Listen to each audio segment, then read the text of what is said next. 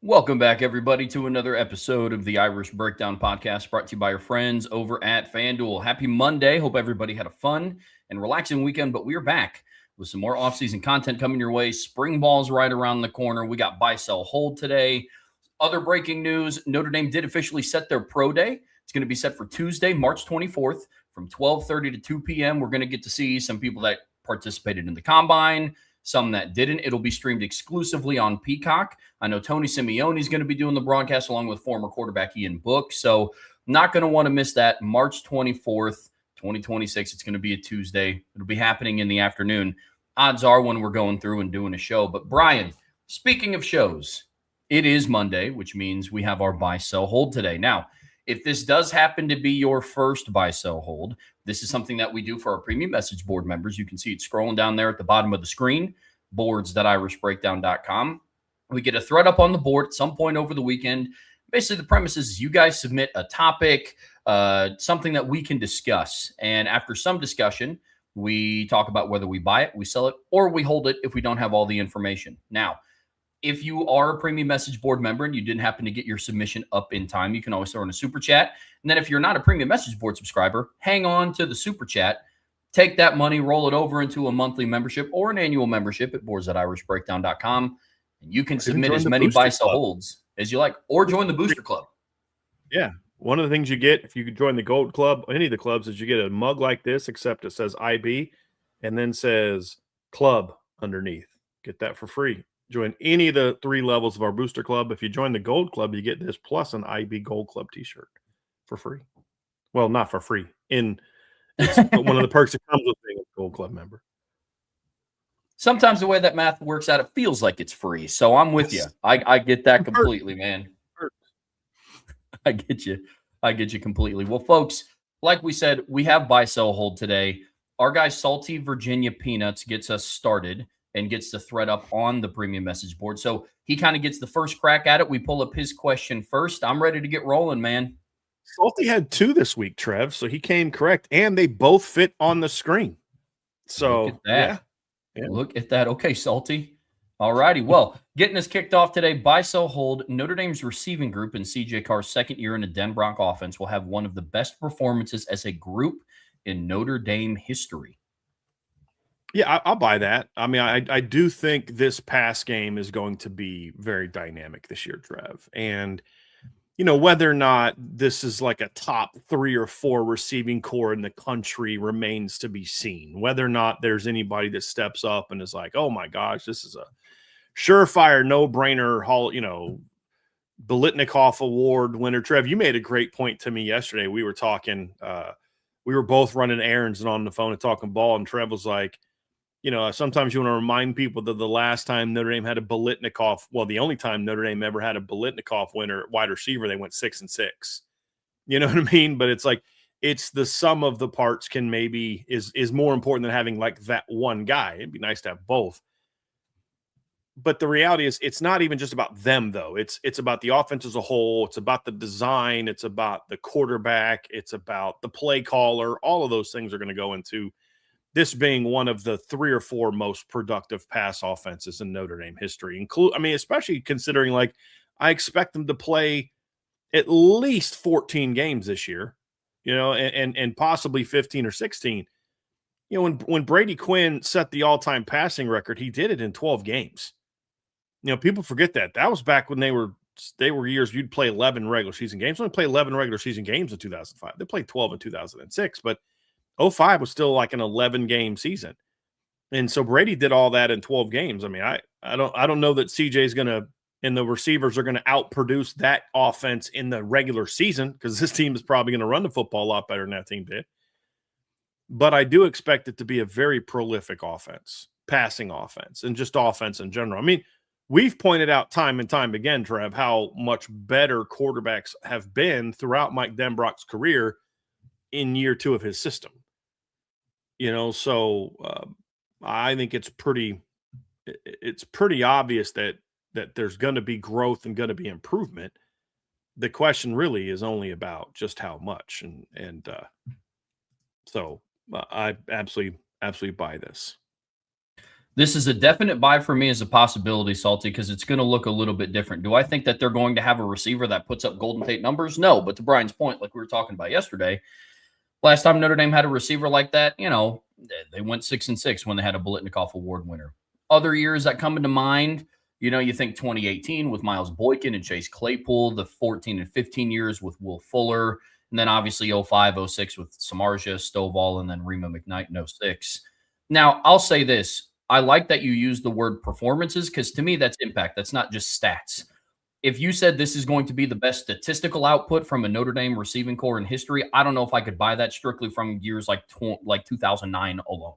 I just don't know. But talent. Will they have 2,000-yard receivers like they did in 05? No. Right. Yeah. Right. But overall impact, that would be a buy for me. So, yeah, Salty, this is a good way to get us kicked off, man. Then another one, buy, sell, hold. Approaching Pete Bevacqua's 2-year anniversary as athletic director, his performance overseeing football rates a B+ to an A-, and would rise if he has taken or will take action against the ACC that is not currently public.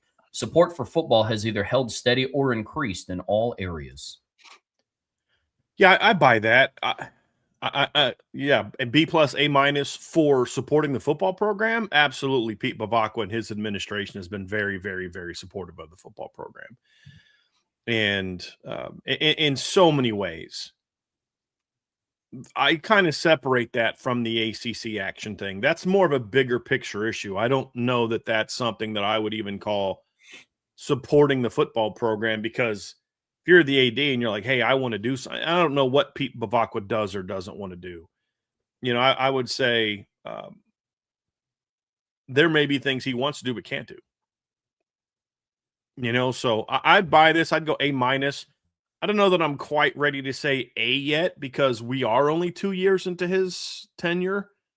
And there's some things that were already in the works, and there's some big decisions that I think are going to need to be made to, over the next year, that are going to really take it over the top or drop it down. But so far, I'll give it an A-. Yeah, I'll buy that. And I think that they've certainly increased their support of the program. It started under Jack, and it's taken off under Pete Bevacqua. There's no one that can debate whether or not Pete Bevacqua has been willing to do things that we haven't seen done a lot before in order to support the football program. There's just a couple other things that I need to see, and I can't give him a full A yet, because I'm still a little frustrated with the lack of fight we saw from this group during the playoff push. That drops them down for me. Yeah, we see that very much the same. He's in that B+ A- range for a lot of those reasons. I get that. And I know for a lot of fans, that's kind of what they'll pay attention to. I get it. The playoff snub still hurts. But with that being said, we've talked a lot about Notre Dame being a preseason favorite to win the national championship on things like FanDuel. We've talked about the success that CJ Carr could have or will have this upcoming season. A lot of the credit goes to Marcus Freeman, rightfully so. But in terms of support of the football program, a lot of that also has to go to Pete Bevacqua as well. So I think B+ A- is the right range for that. I'll buy that too. From Grateful and Thankful JS, buy, sell, hold. A stadium with a mountain background like Virginia or the Rose Bowl. I'm thinking that this one might be better, Trev, to do buy one, sell one, hold one. Okay. I think that might be better. That it wasn't said that way, but I think it'll just be better that way. So let's do all three of them at once. Love it. Yeah, let's do that. Okay, so buy one, sell one, hold one. First one, a stadium with a mountain background like Virginia or the Rose Bowl. A stadium downtown like Georgia Tech or Pitt. Then a stadium with water around it like Washington or Baylor. So if we're talking aesthetically, convenience, all the different factors that go into a stadium, I would say I'd probably prefer one that's got the mountain background. I just think that's an amazing look. I've been to some of those places. I've been to Virginia. I've never been to the Rose Bowl. You saw that at the Sun Bowl when I was there for the Sun Bowl when they played Oregon State. That was just kind of the only bad part of that is you have to walk uphill from where we had to park, like quite a ways uphill to get to the stadium. So I'm like halfway through, I'm like, taking deep breaths to get up the hill over to where I needed to go to. But, I think that's a beautiful view. Like, this is going to sound stupid. when I was playing NCAA. So like I told you guys the other day, I hadn't played it since the summer. And when Angela was out of town a couple weeks ago, I needed, I had just been kind of grinding hard. I was like, I'm taking the night off and I'm just going to have some fun playing some college football. So I had BYU on my schedule, Trev, and I'm getting ready to play the game, and I let the thing play.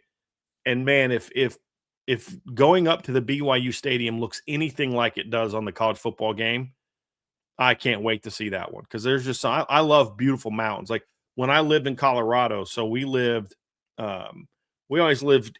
So when I went to Denver Seminary, and we always lived east of that, either southeast of it or northeast of it. And especially when we lived south of it, like southeast of it, I'd have to take, I forget the name of the high. I think it's it's not 495, but we'd take a highway around to get to Denver Seminary. And the whole way around, Trev, and we're just driving towards the mountains. And I had a couple night classes. And when it was that time of year where like I'm on my way to class as the sun's going down over the mountains, man, it's like, that's some of the most beautiful sights you'll ever see. So I love that. And having that in the background of a stadium is something that I'm all about. So I would buy that one. I would hold water if it's depending on what kind of water it is. Like I'm excited to see to go to a game at Northwestern.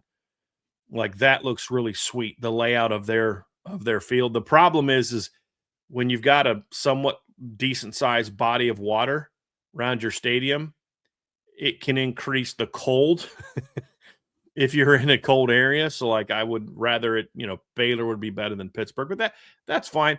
That would be okay. Just it's cool to look at, but I'm also okay if there is no water. And then I'm absolutely selling a Georgia Tech Pittsburgh downtown. I hate the downtown stadiums. Number one, I don't think it's cool looking to see a downtown skyline behind a stadium. Number one. Number two, the traffic to get to those places is always a giant pain in the butt. So I'm selling that one easily. Yeah, the easy buy, I think, is the stadium with the mountain background. I think of Colorado, the Rose Bowl. I bet out in Provo, there's some great scenes out there as well.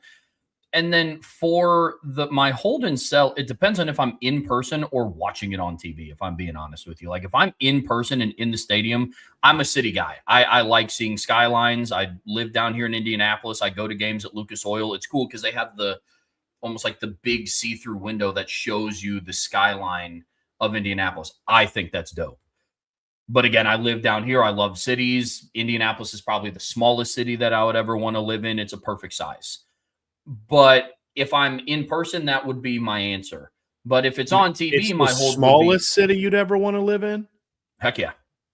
So you'd like rather live in like Boston or New York even than Indianapolis? Oh, yeah, man. I mean, when Lauren and I were getting out of college, we talked about living in Chicago. I love cities. Love them. Interesting. Yeah, I love cities. But if I'm watching it on TV, I would rather see it like a stadium surrounded by water, like Washington Huskies Stadium is gorgeous. It's just when I'm in the stadium, I don't know what angle I'd be able to see to like look at the water. Whereas like I've got like Tennessee Titans Stadium, you can see the skyline of Nashville. I think that's pretty sweet. So that'd be mine. But my hold and my sell depend on if I'm in person or watching it on TV. Another one from Grateful and Thankful. North Carolina is now 4th in Notre Dame's priority in terms of recruiting, only behind Florida, Texas, and California. Sell. I think North Carolina is far more important to Notre Dame's recruiting present and future than California. So I don't think 4th is. I think 4th is too low. I mean, just like let's look at Notre Dame's. Let's just look at their roster real quick. And let's just kind of talk about, I just see if I'm right or wrong. I could be wrong on this, but I would be willing to bet you there's more impact players in the roster from North Carolina than there is from California. So let's see. Players from California, obviously, you got Kingston. You've got Mad Faremo. You've got Logan Saldate. You've got Cooper Flanagan. Those are all important players.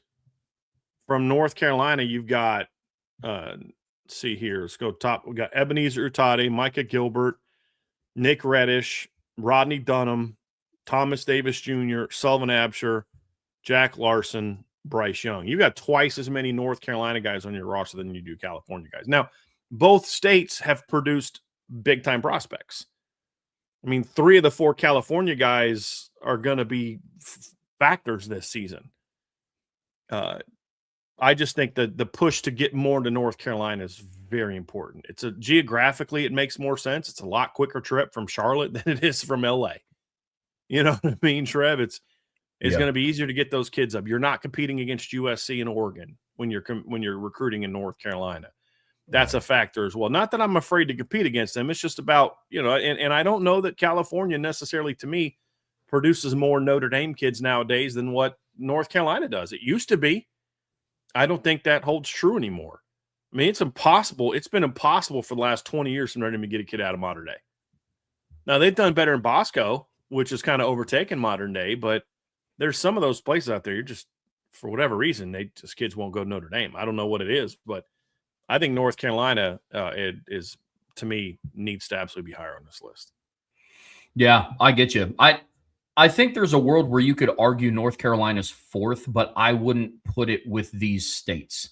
Like I would put Chicago significantly higher than California right now, especially for the immediate future. We're going to talk about that later this week in the midweek rundown, but obviously Chicago's not a state. I'm not willing to say the whole state of Illinois, but Chicago's an area that Notre Dame has to get a stronghold in. I would put that above California. I would put the East Coast, now that James Franklin is out of Penn State, getting some of the Jersey kids and the Pennsylvania kids, I would put that above California for the time being. So I would definitely put PA ahead of California. Yeah, man. I mean, there's a world where we could debate about, like, is North Carolina 4th? Are they 3rd, 2nd? I think they should be included in that, but I wouldn't put California in there. That's kind of where I look at it. I'm with you. And then the program and Blue Chips are the most realistic college sports movies. Take out factual movies. What other college sports movies are there? You've got Necessary Roughness. That was not That was not realistic at all. I'm trying, yeah. I never saw that one. Don't blame you. It's terrible. Had a feeling. Thought it would probably just piss me off, so I chose not to watch that one. Trying to think, what other college sports movies are there? Because he said not factual, take out facts. So we're like obviously we're not talking about like Glory Road, which was Rudy. I've never seen that. That's really good. Rudy. So I don't really know what other ones there are, to be honest with you. So We Are Marshall, again, that's a factual movie. So those don't count. Yeah. I don't know what other fictional college sports movies were there. I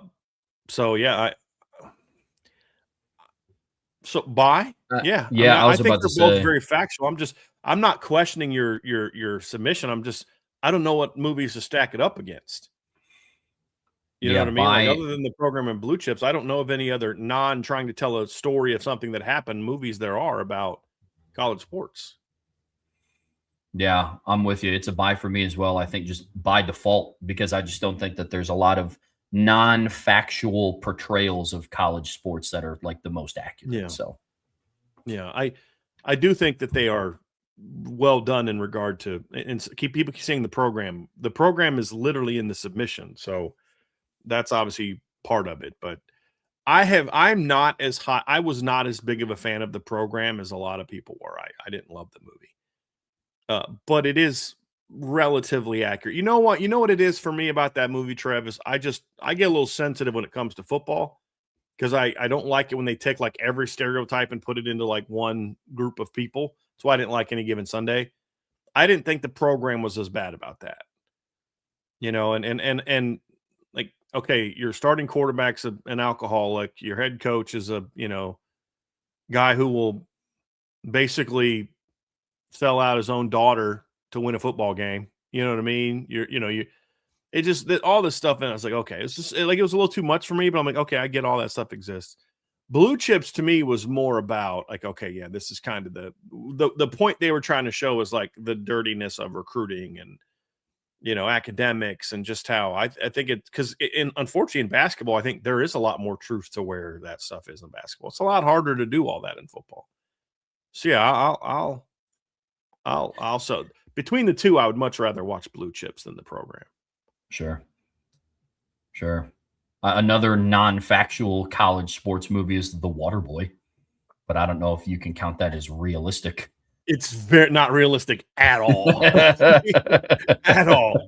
And, the thing about can you guys do this? Can we just find some movies where a requirement for the actor that you get to play whoever plays the quarterback is that he actually has a realistic throwing motion? That's what I don't know if James Vanderbeek is who threw the ball in those shows, but that's about the only quarterback that I can ever think of where I'm like, dude, if that's James Vanderbeek, he can throw a football. Like, he looked way more natural throwing the ball than whoever was portraying Lance Wilson. And again, I don't know if that was Paul Walker or not, but it's like you get these movies and it's like that was one of my issues with the program. Like, Joe Kane did not look at all like a quarterback. Like, he just didn't throw like a quarterback. He didn't have the motion of a quarterback. It just like, I think they tried with Zach Levi in the movie about Kurt Warner. I thought he did a decent job of that, but like Scott Bakula did a decent job of having a decent throwing motion in Necessary Roughness, but like some of the other football stuff wasn't super realistic. But just like, come on, find somebody that knows how to throw football.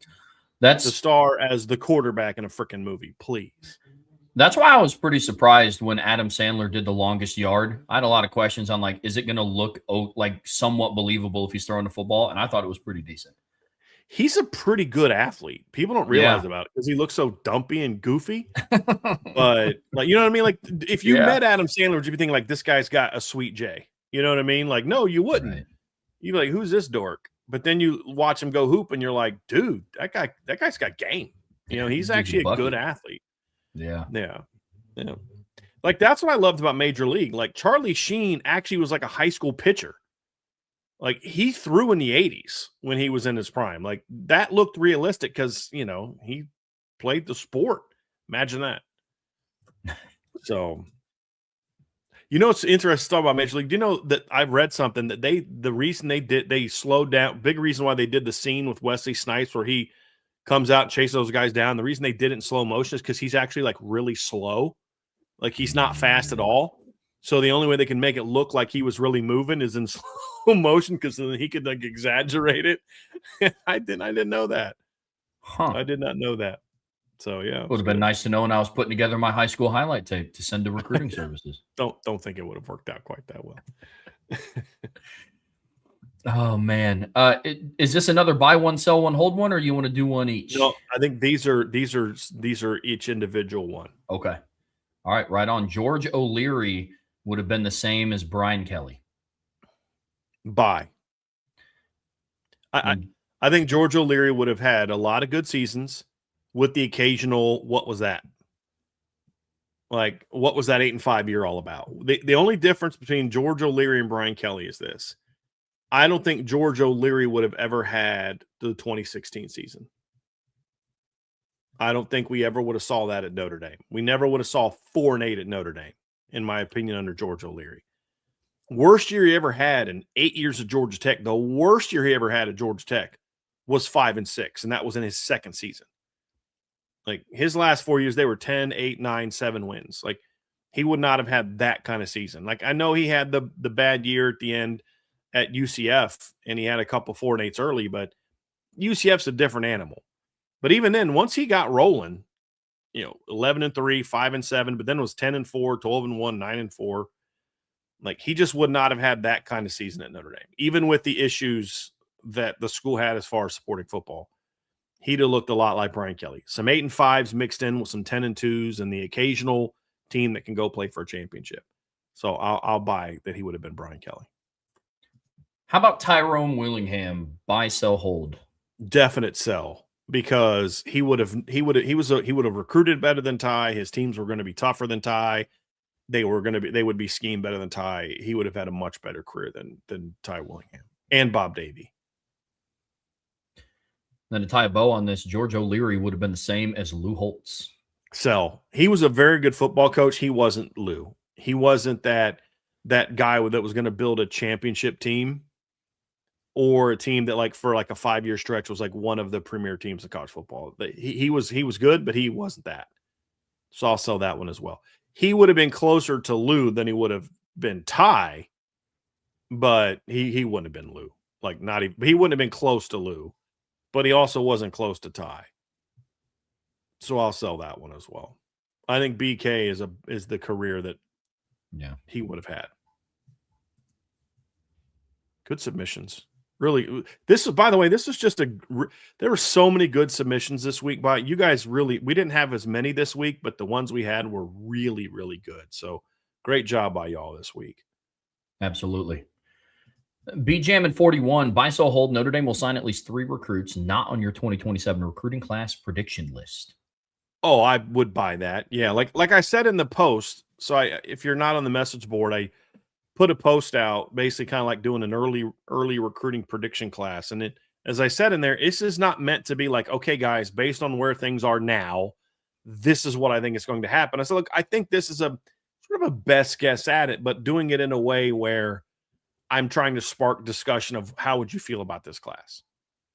There's some guys on there that I don't know that Notre Dame is going to get. There's some guys on there that I'm just projecting that they're going to be in a better position with. It wasn't so much if this is where the class ends on May 6th or whatever, this is what it would be if everybody had to decide today. It was kind of a projection meant to have some conversation.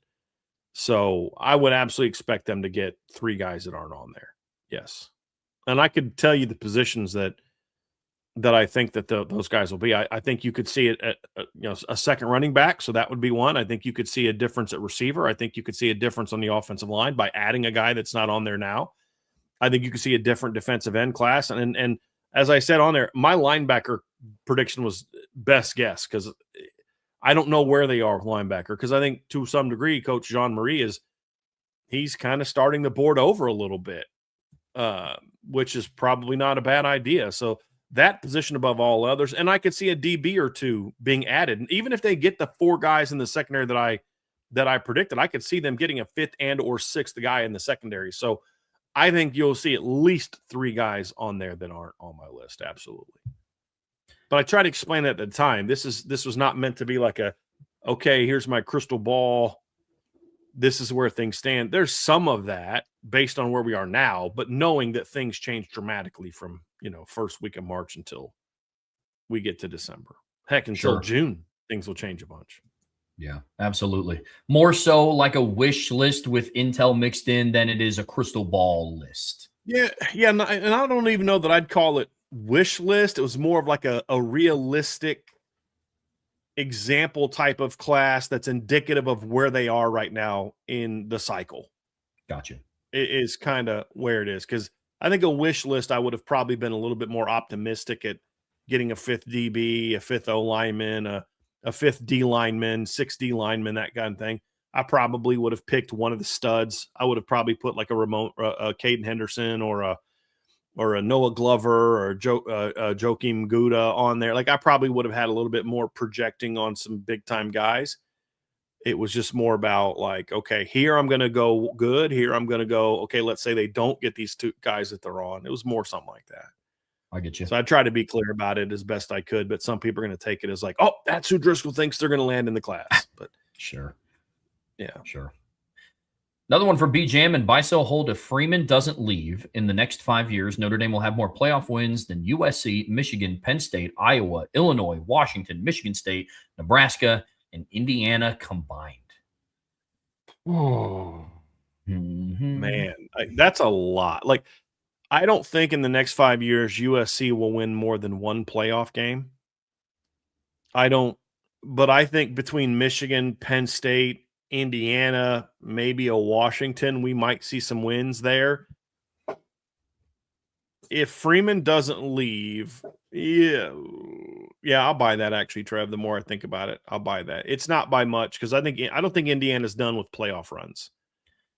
Yeah, I think Kyle Whittingham getting to Michigan is going to get them in the playoffs. Now, can Kyle Whittingham build a championship team? That's a question we need to ask ourselves. Can Kyle Whittingham build a team that's going to be in the playoffs? Yeah. I mean, Kyle Whittingham has built playoff caliber teams at Utah recently.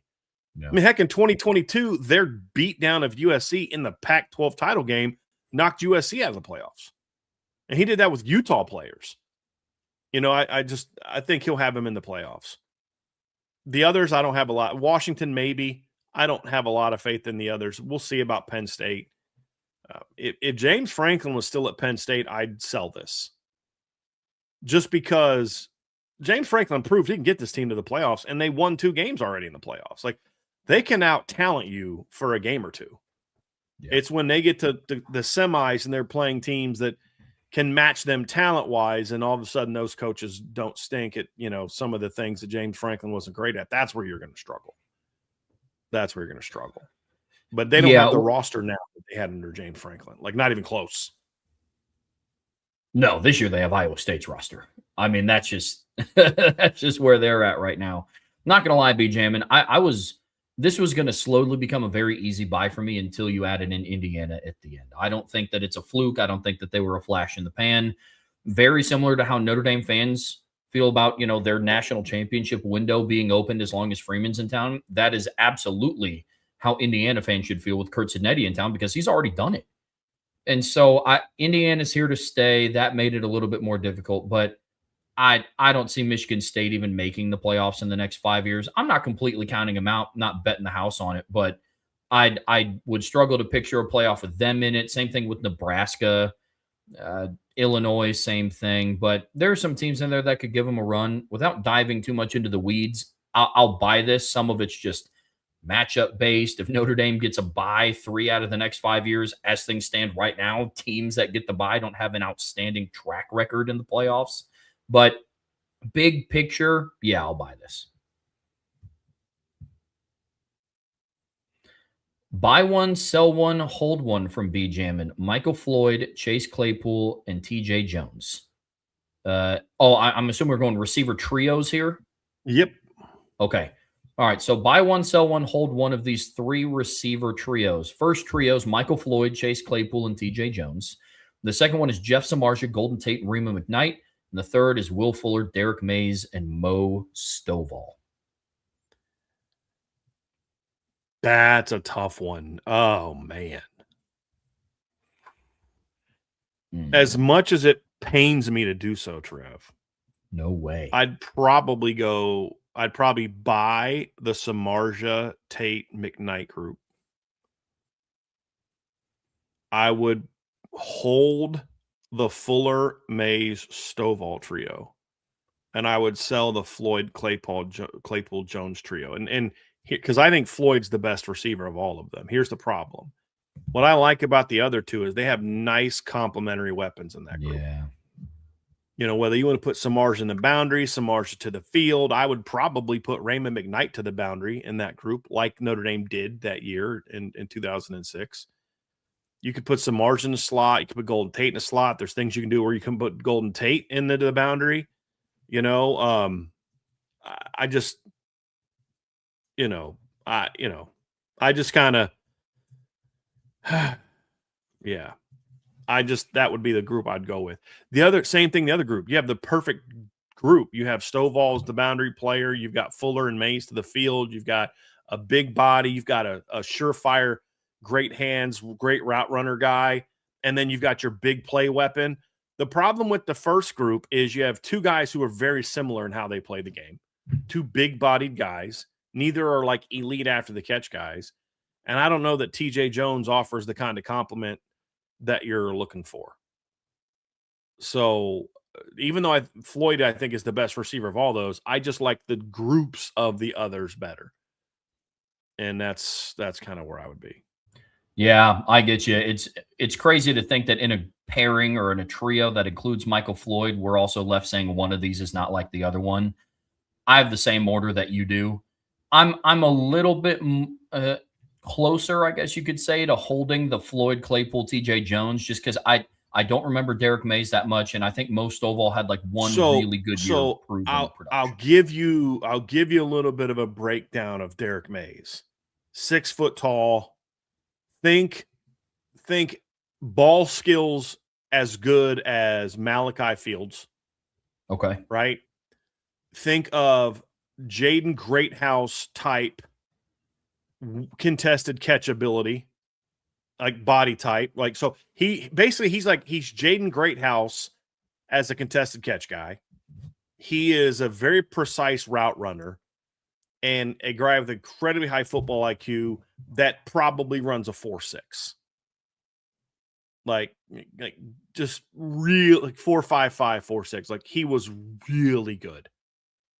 Like, if Jaden Greathouse and Derek Mays played together, and I love Jaden Greathouse, we would not be talking about Jaden Greathouse being like this elite contested catch guy, because it'd be like, yeah, he's nice, but have you seen Derek Mays?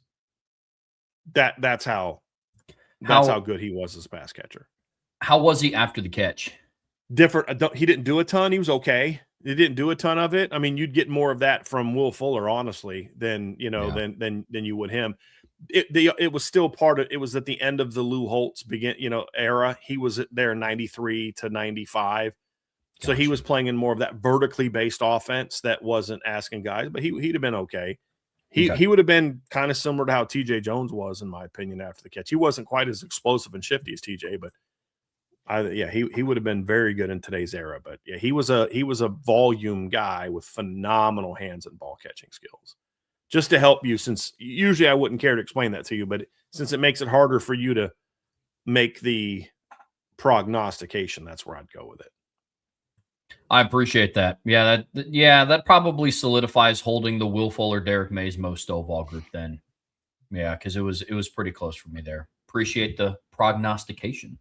Also love that word. New word of the day. I'll also add Derek Mays to my long list of highlight tapes that I'm going to have to go through and watch. That's for sure. I think on this next one, Trev, I think he meant 25. I do too. Okay. Yeah, after reading it. So if the 2025 schedule was played in reverse, Notre Dame would have gone undefeated in the regular season. 100% buy. Like, that is a very easy one. Yeah. Yeah, very easy one. That would have been a heck of a November slate. Oh, yeah. Ending the year at night in Miami. Would have felt like we were in the 80s again, honestly. Yeah, that would have been crazy. Yeah. But yes, that is a definite buy for me as well. That would have been a phenomenal game, by the way.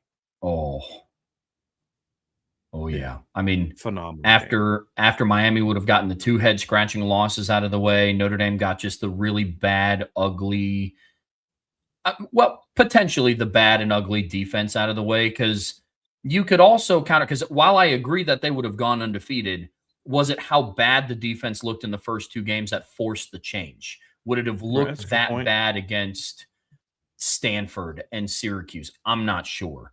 Would it have promoted as quick of a change? I guess we'll never know. But taking it for if their season played out on the field the same, but the schedule was reversed, that's definitely a buy for me.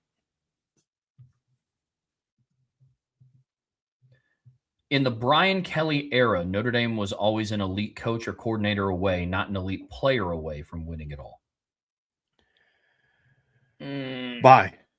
Yeah, most years that was. I'll say this: coaching was more of an issue during his tenure than players was. Because even if you say, well, what about 2017, Brian? Haven't you said that Lamar Jackson, if they had Lamar Jackson instead of Brandon Wimbush, they wouldn't win a title? Yes, but I also believe that if Brandon Wimbush got real quarterback coaching in his career, that he would have also been closer to Lamar Jackson than he was to than the version of Brandon Wimbush that we saw. Like, you know what I mean? Like, that's kind of why I say, I think Brandon Wimbush would have been a way better player than he was. I don't care what anybody says. You take the 2015 team as it was and give them Mike Elko, Clark Lee, Marcus Freeman, Al Golden, Chris Ash. Heck, that team's way better in competing for a championship. You give 2011 the coaching staff that we saw the last couple seasons, 24 coaching staff, even the 25, 26 coaching staffs, that team is potentially competing for a championship. I mean, I've pointed this out before. The 2011 football team had the greatest receiver in Notre Dame history, in my opinion, certainly the most productive. He is their all-time leading pass catcher in every major category, yards, catches, and touchdowns, and Michael Floyd. It had one of the greatest tight ends in school history in Tyler Eifert. It had their most decorated linebacker in school history, and had 2 future NFL Hall of Famers on it, and Harrison Smith and Zach Martin. And they went 8-5. So, yeah, it was a coaching problem. It's not a player problem. Think about how talented the 2014 team was. Think about the 2015 team and how talented it was. They had nonstop coaching problems. Yeah, and just coaching decisions. 2011, you got Charlie frickin' Molnar leading your offense. Yeah. Give me a break. You've got 2015, you refuse to get rid of Brian Van Gorder. You think about what happened to that team. You talk about Mike Denbrock has a great season in 2014, and then you go out and get, Mike Sanford, who's a nice guy, and you create a situation where they can't have a great working relationship because of your decisions and how you built that staff. And the fact that, I talk to players at the time, like, yeah, we come off the field and Denbrock would tell us one thing, Sanford would tell us another thing, and Kelly would tell us something completely different. That's a coaching problem, not a player problem. I'd talk to, captains on the Notre Dame football team, and they'd say, yeah, Brian Kelly comes back. He welcomes us back in January, and then we basically don't see him again until spring ball. Yeah, that's a coaching problem. That's a coaching problem. So Kelly liked to blame the players because of the reasons we mentioned the other day, but the players weren't the issue. Were there years where they didn't have the talent to be a championship team? Of course. That's true for everybody. But the reason that they never won a title in Brian Kelly's tenure has a whole lot more to do with Brian Kelly than it does the guys that were on the roster. It's interesting to look at his time at Notre Dame from a macro view, because let me start off by saying, B-Jam, yes, I buy this submission by and large. But I would say 2018, after 2018 is when we saw the shift from it being a coach and coordinator away to an elite player away. I think there was a shift post 2018. 2018 and everything before that, you had championship rosters in there, but you had guys like Charlie Molnar, Brian Van Gorder. After 2018, you had guys like Chip Long on your staff. You had Clark Lee on your staff. Your coordinators, I thought, were solid. But then those were the years where Clarence Lewis has to start as a true freshman. Those are the years where your receiving core is an injured Javon McKinley player who'd battled injuries throughout his entire career, and Ben Skoranek. Those are the years where, like, your starting running back was Tony Jones Jr., very underrated running back at Notre Dame. I don't know if he's the type of back that I can look at and be like, yeah, they'll just go win a championship with him. You'll want him to be Jadarian Price, not Jeremiah Love. Exactly. You know what I mean? Exactly. But why were the rosters built that way? Coaching, for sure. So it's more of a, yeah, absolutely. I'm saying from up until 2018, I think they were an elite player away. Now, to your point, it's because there was a lack of effort on the recruiting trail, which you can absolutely tie back to coaching, but the efforts on the recruiting trail. I still say the 2015 team was the most talented Notre Dame team we've seen in 30 years prior to this one. Yeah, absolutely. I mean,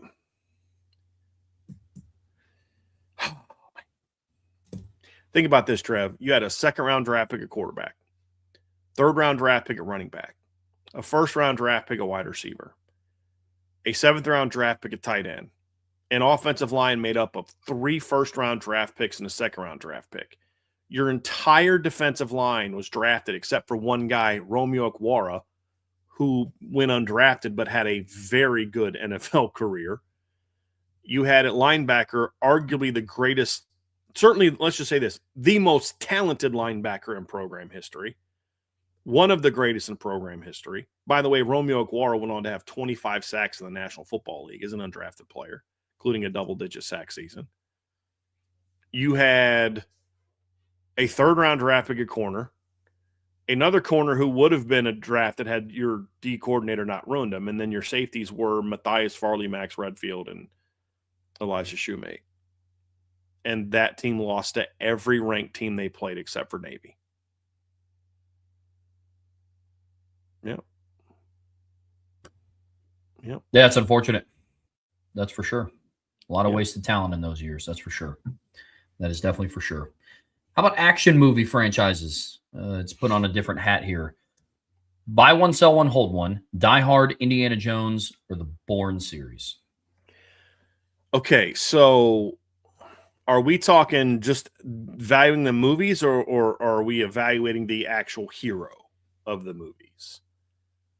So let's pick one. Do we want to just go quality of the movies? Sure. Okay. I'm this is not going to be popular. If you have to take the movies in their entirety, all of them, I'm going to buy the Bourne series. I'm going to hold Indiana Jones, and I'm going to sell Die Hard. Here's why. If I could say get rid of everything made after 2000 in the first two series, then I'm buying Indiana Jones. The last two Indiana Jones movies drug that franchise down big time. The last two movies, in my opinion, did to it what the last three Star Wars did to the Star Wars franchise. Like, really drug it down. If you could just here's the other one. If you could just say, okay, only take the first three of all those movies, I'm buying Indiana Jones, I'm holding Jason Bourne, the Bourne series, and I'm selling Die Hard. And I liked Die Hard, but Die Hard is one of those ones that just got worse every time. Where I thought the Bournes were all great. I thought all three of the first three Indiana Jones were all great. But the last two Indiana Jones were terrible. Even the last Bourne movie that came out wasn't great, but it was better than the two most recent Indiana Jones movies. And it was definitely better than Die Hard 9, 10, 11, and 12, which just kind of got out of hand. It's like, come on, guys. What are we doing here? But yeah, that's why I can't. The two Indiana Jones movies, the Crystal Skull, and then whatever tragedy the most recent one was. The Dial of Destiny or whatever it was called. I literally turned it off after 20 minutes. It was that bad. I was so disgusted. I went back and watched the first three just to okay, let me have some fun with that. Yeah. That's fair. Yeah. I'd buy Indiana Jones, hold the Bourne series, and then sell Die Hard. I think that'd be the order that I go in as well. Let's put on our rom-com hats for a second. 90s rom-coms, Wedding Singer, There's Something About Mary, then Groundhog Day. Buy one, sell one, hold one. I would buy Groundhog Day, hold Wedding Singer, sell There's Something About Mary. There were some funny scenes in Something About Mary, but overall the movie I thought was kind of lame. Like, there were some funny scenes in it. I'm not gonna lie. But it as a movie, to me, it's not as my favorite one was. I'm sorry, I still laugh every time when Brett Favre walks in. He goes, "What's Brett Favre doing here? I'm in town to play the Dolphins, you dumbass." I don't know why I find that funny, but this is the Brett you were talking about. But yeah, I thought overall that was a dumb movie. I also think Ben Stiller is very overrated as a leading man. Ben Stiller's best movies are ones where he is not the number one character, or at least you have somebody that can steal the show. Like, I thought Robert De Niro being in Meet the Fockers was like, okay, if you don't have Robert De Niro in there, that movie's probably like lame.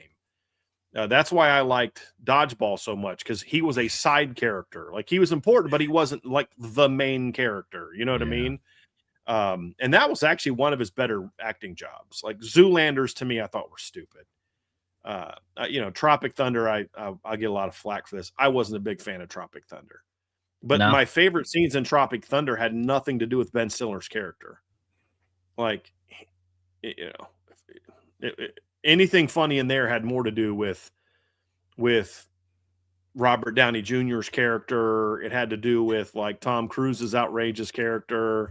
There was a lot of that. I get that.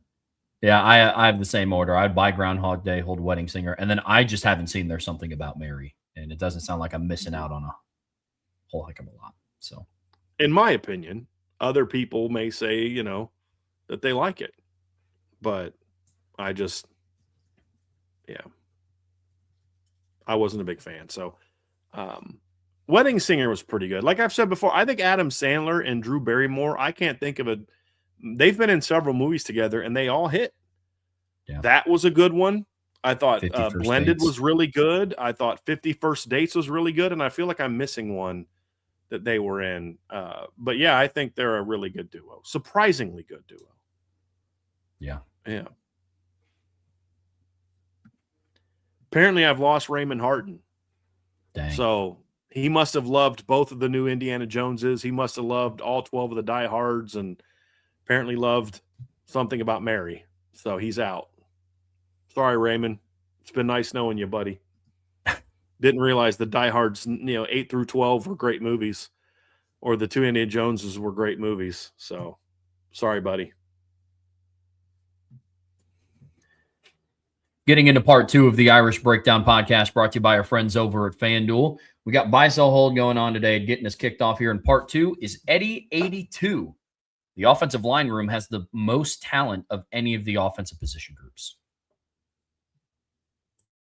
Not only do I buy this, Trevor, I don't even think it's disputable.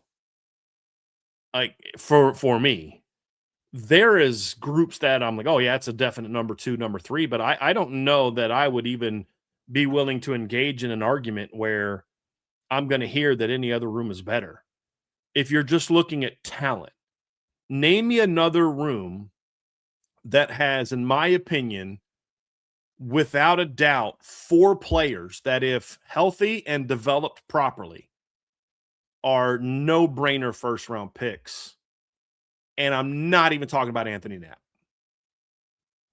I mean, if Will Black, Gerby Lambert, Grayson McHugh, and Charles Jagasaw all have healthy careers where they're developed like by someone like a Harry Heastand, they're all first-round draft picks. And then that doesn't even include like an Anthony Knapp developing into one, a Cam Heron, a Tyler Merrill, things like that. Like you can maybe argue the running back room from last year, but even then, guys, I don't think y'all understand. There's like 3 or 4 top 10 national recruits in the offensive line room. And just go with my grade. So forget the on 3 grade, who had all those guys as top 10 players. Just look at my grade. I had Will Black as a top 15 caliber player. I had Grayson McHugh as a top 50 national player. I had Charles Jagasaw as a top 25 national player. I had Gerby Lambert as a top 25 national player. What other room has that many guys that are that kind of elite talent? There isn't one, in my opinion. Just talent. Now, will it get developed? Will it stay healthy? Those are all question marks. But you're going to have guys that are not even going to be in the 2 deep this year that I think will eventually be first-round draft picks. Multiple guys, potentially, that are that way. So I think it's without a doubt, top to bottom, the deepest and most talented position group on the entire football team. Not even just offensive positions, entire football team. Because you could argue, we'll get to the next one. I'll just do offense. But O-line for me is without a doubt the most talented room they have on the entire team. What say you, Mr. Trowbridge? Yeah, I'll buy the offensive line room as well. If we're granting the premise of if they're all healthy and all developed properly, I think the wide receiver room could make a run for the top.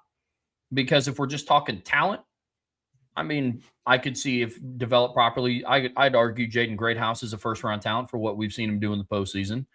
Mylan Graham has the potential to be a first-round talent. Quincy Porter, if he's developed properly. Caden Finley, Cam Williams. Again, all granting the premise that they're healthy and developed properly. Now, do I think it's better than the offensive line room? I don't, which is why I bought it. But I think that they could push. I don't know if I'm ready to say that it's a no contest. Yeah, I would argue that I don't think, like, you take Jaden Greathouse, you take Mylan Graham, you take Quincy Porter, you take Cam Williams. I think the only one that I would even argue would be remotely close to a top 10 pick is Cam Williams from a talent standpoint. Like, when I look at Notre Dame as having at least one offensive lineman who could potentially be a number 1 overall draft pick. That's how good he is. Ridiculously multiple talented. guys that are legit top. So like, to your point, Trev, even if I grant, like, okay, there's 3 first-round draft picks at receiver. Even if I granted that, there's different types of first-round draft picks. There's guys that are getting in where Quentin Nelson got picked, and then there's guys getting drafted where Will Fuller got picked. And I think there's more of the Will Fuller range of draft picks than there are the Quentin Nelson, Mike McGlinchey, Ronnie Stanley type of draft picks. Now, part of that's a little bit of a skewed argument, Trev, because of the positional value. I will grant that. But I'm just saying, like, even if you rank them on like a draft board, regardless of the positional value, you're going to have more top 10 overall draft talents in the O-line room than you will the receiver room. I will say this, receiver's number 2 for me. And then I would go tight end number 3. I'd go quarterback number 4 because of CJ Carr, and then running back number 5, which says a lot about the talent of this football team. The reason I'd go quarterback lower, Trev, is because I'm not as sold on the talent behind CJ Carr as I am on CJ. But he's so much better than anybody in the running back room that's why they're still ahead of running back. Sure. That makes a lot of sense. Let's put on the defensive lens. The DB room has the most talent of any of the defensive position groups. That I would buy. Now, this is more debatable because I think the D-line can have a conversation. The thing that would separate the two is I think both have talent. Actually, you know what, Trev? You could argue any of the position groups. Linebacker could be in that conversation as well. The reason linebacker's 3rd for me is because I'm not as sold on the amount of young talent in that room as I am the other 2 positions, which is why I think 27 class is really important for Brian Jean-Marie to kind of get Notre Dame back on track. I think when you look at the last couple of recruiting classes, the combination of maybe not hitting the home runs that you did at other positions and then losing players, from the 24 and 25 classes has linebacker in a little bit more of a let's see how things go in recruiting for future years than I have the issue at line, D-line and secondary. I mean, D-line and secondary just brought in arguably their best classes in 20 years. You know what I mean? Like, you're excited about that. And then there's the high-level talent, Bubakar, Bryce Young, guys like that. But when I look at the secondary, Trev, I see elite talent in the older classes, elite talent in the younger classes, really good players in the middle. I just would say that DB for me, top to bottom, is there because the best player in the DB room is better than the best player in the D-line. And as good as the D-line class was, I think the secondary class can say, yeah, we'll match you. And then, it's like, okay, corner is to this roster what D-end is this roster. Let's say you granted that premise.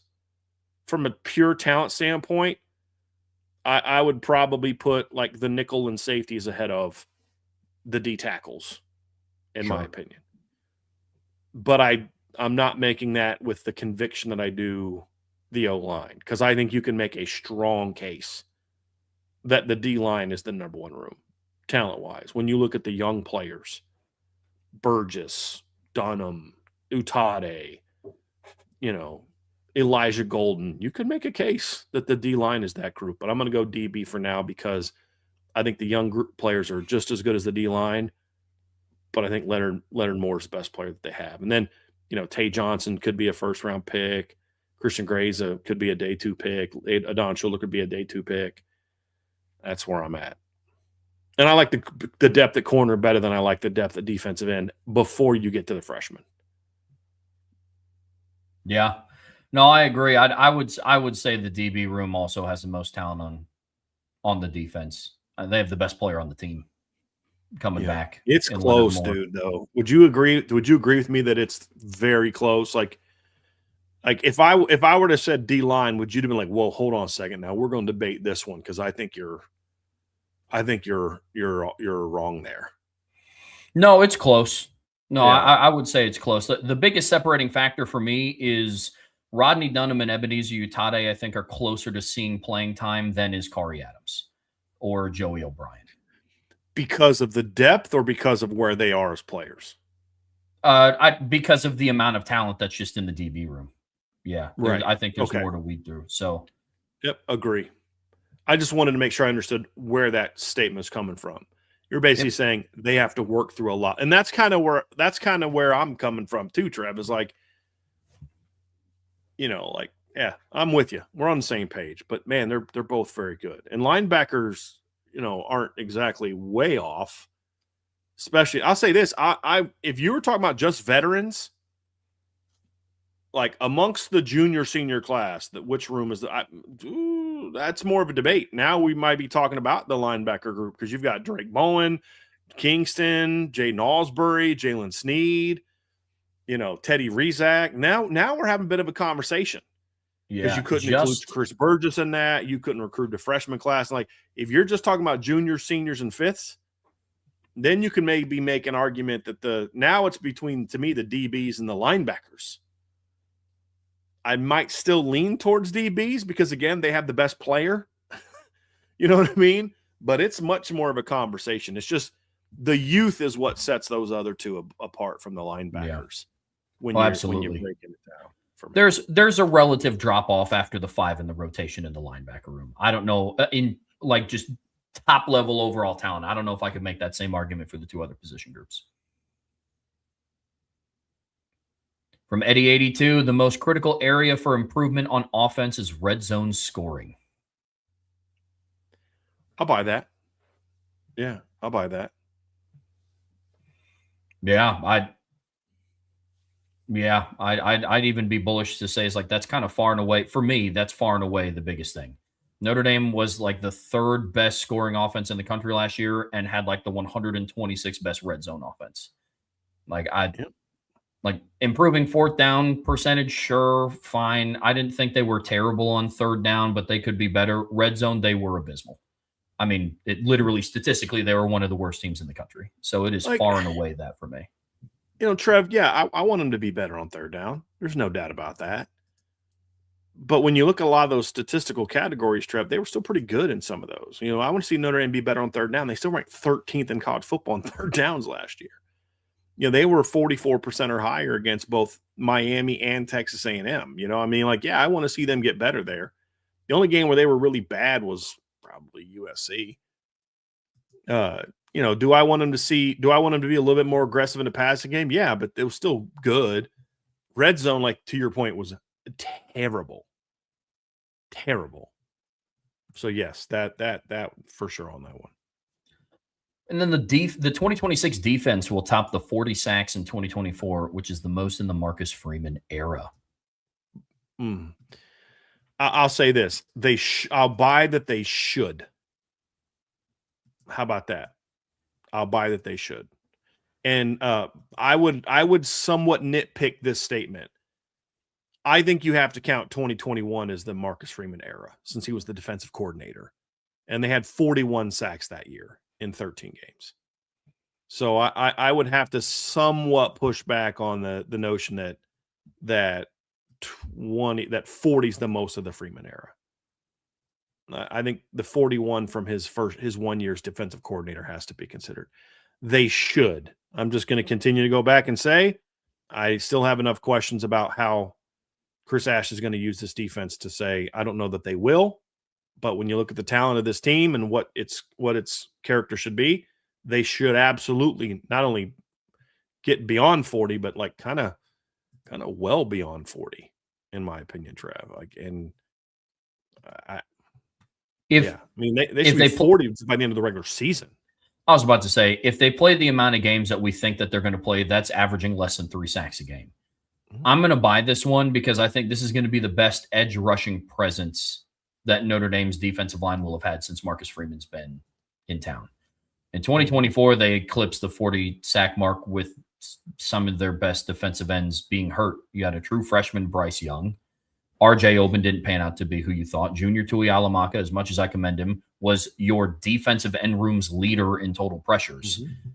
When your rotation goes from that to Bubakar, Bryce Young, Keon Keeley, Rodney Dunham, and Ebenezer Utade, yeah, I just off of the end production alone, I think that they would get the improvement in the end production. I think they get there. So it's a buy for me as well.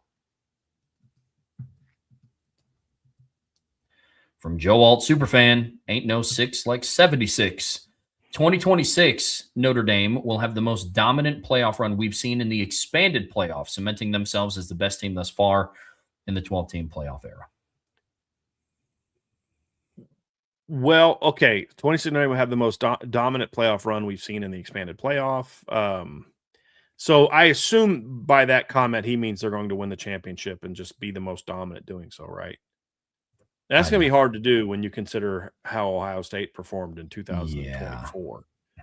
I mean, a beat down of Tennessee, a beat down of Oregon, and they beat Notre Dame by 11 in a game. They were up 31-7 at one point in time. That's going to be tough to top. But let's just look, I'll even go here. They don't even need to be as dominant as that. If they win the title this year, that's a no-brainer. because they'll have matched they'll have won a championship and they will have made the final twice. So, I mean, who can match that? The only way that this isn't true is if Notre Dame wins the championship less impressively than what Ohio State did in 24, and the team they beat in the championship game is Ohio State, who they would beat by less than 11. If Notre Dame doesn't dominate the way Ohio State did in 2024, and they beat and they win a championship beating Ohio State in the title game, Ohio State would have made the title game twice. So did Notre Dame. Won one, lost one. But then they made a third playoff appearance that Notre Dame did not. So I get that Ohio State lost theirs, but they made it. And so I would say that Ohio State would then be still be the best team of the 12 team playoff era. If they beat anyone other than Ohio State for the title, then I would say it's more impressive, because let's say they beat Indiana. You can say, well, hold on, Indiana was in the playoff 3 times. Yes, but if Notre Dame beats Indiana in the championship, they beat Indiana twice. They're like the only team that would have beaten Indiana in the playoffs. So then that would make Notre Dame's runs more impressive if they win the title this year. So that's what separates it a little bit for me. Even though their resume would be the same as Ohio State's, I would still say, yeah, but Notre Dame clearly dominated Indiana because they beat them twice. Whereas Ohio State, they split. So the year that Indiana made it, that Notre Dame didn't, okay, yeah, but the year Indiana made it, the one, like the third best year for Indiana was the year they got smacked by Notre Dame. That would be my caveat. So it's a little bit kind of contradicting myself a little bit, but not really, because of the fact that the head-to-head would favor Notre Dame, where against Ohio State, that would even the score. So if the head-to-head is even, then you've got to look at other factors. And for the Ohio State Notre Dame, the other factor would be, okay, they made it 3 times, you only made it twice. If Notre Dame beats Indiana in the championship game, okay, the head-to-head is 2-0 Notre Dame. So advantage Notre Dame. Overall program resume, I would agree with you. For this upcoming season, though, this one has to be a hold for me now. I can't definitively sell it, because I think that this team absolutely has the opportunity to do that, but I can't definitively buy it, because that Ohio State team beat the brakes off of people.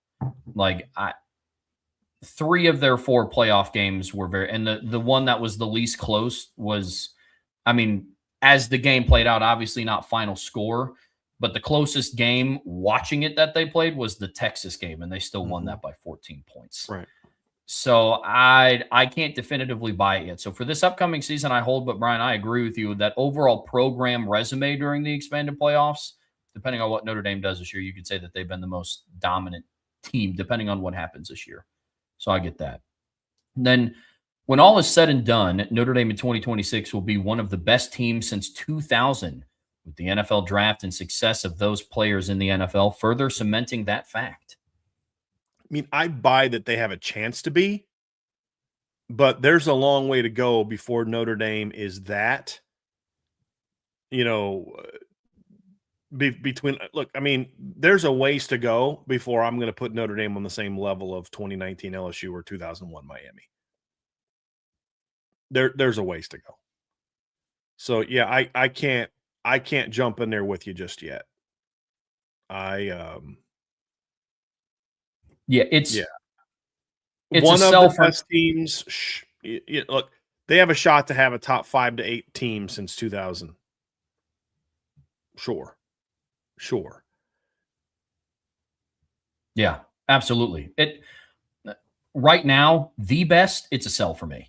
But I hope that I'm wrong, and it wouldn't overly surprise me if I was wrong. Yeah. But to your point, he said one of, but like when I think of one of, that to me says you're on the level of LSU and Miami.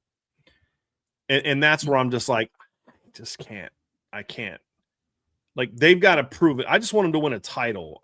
Yes. 100%. To me, I think Notre Dame's the best team in the country this year. I think Notre Dame has a shot to win a championship this year. I'm okay if they're just as good as 21 or 22 Georgia. I'm okay if they're just as good as 23 Michigan. They could just be last year Indiana for all I care. You know what I mean? Like, that's what I'm shooting for. And then we can talk like, does this stack up to 2001 Miami, 19 LSU? I'm not ready to go there. That makes me feel like I'm super jumping on the bandwagon and like might as well just put like some green colored glasses on during, you know what I mean? Like, I just feel like I can't jump that far yet because of some of the question marks we have with O-line coaching, with the defensive coordinator, with health and stuff like that. I'm just not there yet. I'm not going to sit here and say that they don't have a chance to be, though. I just need to see it. I want to see them win. Man. I don't care if they win a title and every game's won by a point, Trevor. I don't care. Just win the title. Yeah, you and I are very much the same. I don't care about the level of dominance that they showcase through it. Like, they could beat every team by 50 or every team by 5. If it gets them a championship, Right. I don't care. Literally don't care. But that LSU 2019 team had 14 players drafted in 2020 alone, and 5 of them went in the first round. Like, that's to put numbers to like how just insane that overall roster was. And that was just in that draft. Like, Jamar Chase went in the first round, the following draft. Like, I'm not going to put that expectation on the 2026 Notre Dame team, even though they have the potential to do that. I don't want to be naive to that fact either. I mean, Trev, that team won the SEC title by 27 points, and it wasn't that close. No. They won their semifinal game 63-28, and it wasn't that close. Like, think about that. They won 63-28 in 2008-19, and the game was not as like it was a 14-14 game in the second half because LSU completely called off the Dogs. It was 49-14 at halftime of that game. And they beat a really good Clemson team, the defending national champs, by 17 in the title game. And it wasn't that close. You know what I mean? Like, that team was, and I would argue they beat the most talented team in the country that year, not named LSU, on the road in the regular season when you talk about that 2019 Alabama team. Oh, yeah. That was probably the second most talented team in the country that year. They beat them 46-41 on the road, and again, it wasn't that close. Alabama had to make a giant comeback to make it a 5-point game. It was 33-13 at halftime. Yeah, like they were dominating that team, and Alabama scored a bunch of points late in the game to make it more. Now, Alabama did a good job of clawing back. I'm not going to take that away from them, but like Alabama scored a touchdown with 1:21 left to make it a 5-point game. Like, they scored a touchdown with 4.5 minutes left to make it a 5-point game. And they scored a touchdown with 14 left in the fourth quarter to make it a 6-point game. And what happened every single time they did that? LSU went right down the field and scored in Tuscaloosa. So I just can't go from you didn't make the playoffs to that. Like, I just want them to be the best team in 2026. Yeah. And we talk about 2019 LSU, Trev. I think you could argue that the 2001 Miami team was even more talented. That team had like 15 first-round draft picks on it. Something insane like that. Like, now, not all of them played that year. I'm actually going to go look that up because that you're talking about a LSU team that had 15 draft picks on it, which I think at the time set a new record. Miami's, so let me go here. Miami, Florida. So the 2001 team. So in 2002, they had 5 guys taken in the first round. In 2003, they had 9 guys taken in the first round, or 4 guys. That gets them to 9. And in 2004, they had 6 more players taken in the first round. That's 15 guys. And I think, I'm pretty sure Antero Roll was also on that team. He didn't play a bunch, though, in 01. And he was actually, no, he did. And he was taken in the first round the following year. Like, that's insane. And most of these guys that I'm talking about, Trev, that were taken in the first round were guys that actually played on that 01 team. They weren't like some guy that redshirted and wasn't part, what didn't play, but eventually became. The vast majority of those guys actually played on the 01 team, either as starters or backups. They played. Like, I don't think Antero Rolls, I could be wrong on this, but I don't think Antero started in 01, but he played. It wasn't like if Will Black becomes a first-round draft pick, we're like, we need to rethink how good the 2025 Notre Dame O-line was. No, we don't, because Will Black played like 27 snaps. I'm talking about guys that played on that team. So like somebody just pointed out USC 04. Like that's the thing is like I don't really care to compare Notre Dame to those teams before they've won anything. Like, let's have that conversation after the fact. Right now, I just care that they win it. That's what I care about. Yeah, 100%. So, yeah, that's where I'm at, Trev. From Joe Alt Superfan, 2026 Notre Dame Miami will go down in similar fashion to one of these games. So buy one, sell one, hold one. Notre Dame Clemson in 2022, where I believe they won 35-14.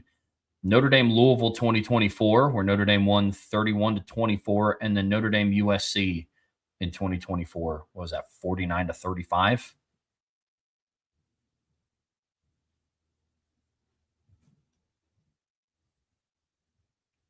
Of those three options, I'm selling Clemson because that game was just a dominant Notre Dame performance front to back.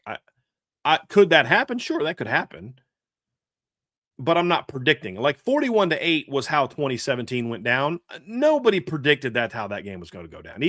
No, like real analyst who covered Miami was like, oh, they're going to beat Notre Dame by over 30. Like homers might have thought that, but homers always think you're going to do that. You know what I mean? Like, but sometimes the game just goes down that way. So there's no way I'm predicting that's going to happen. So I'm selling that one.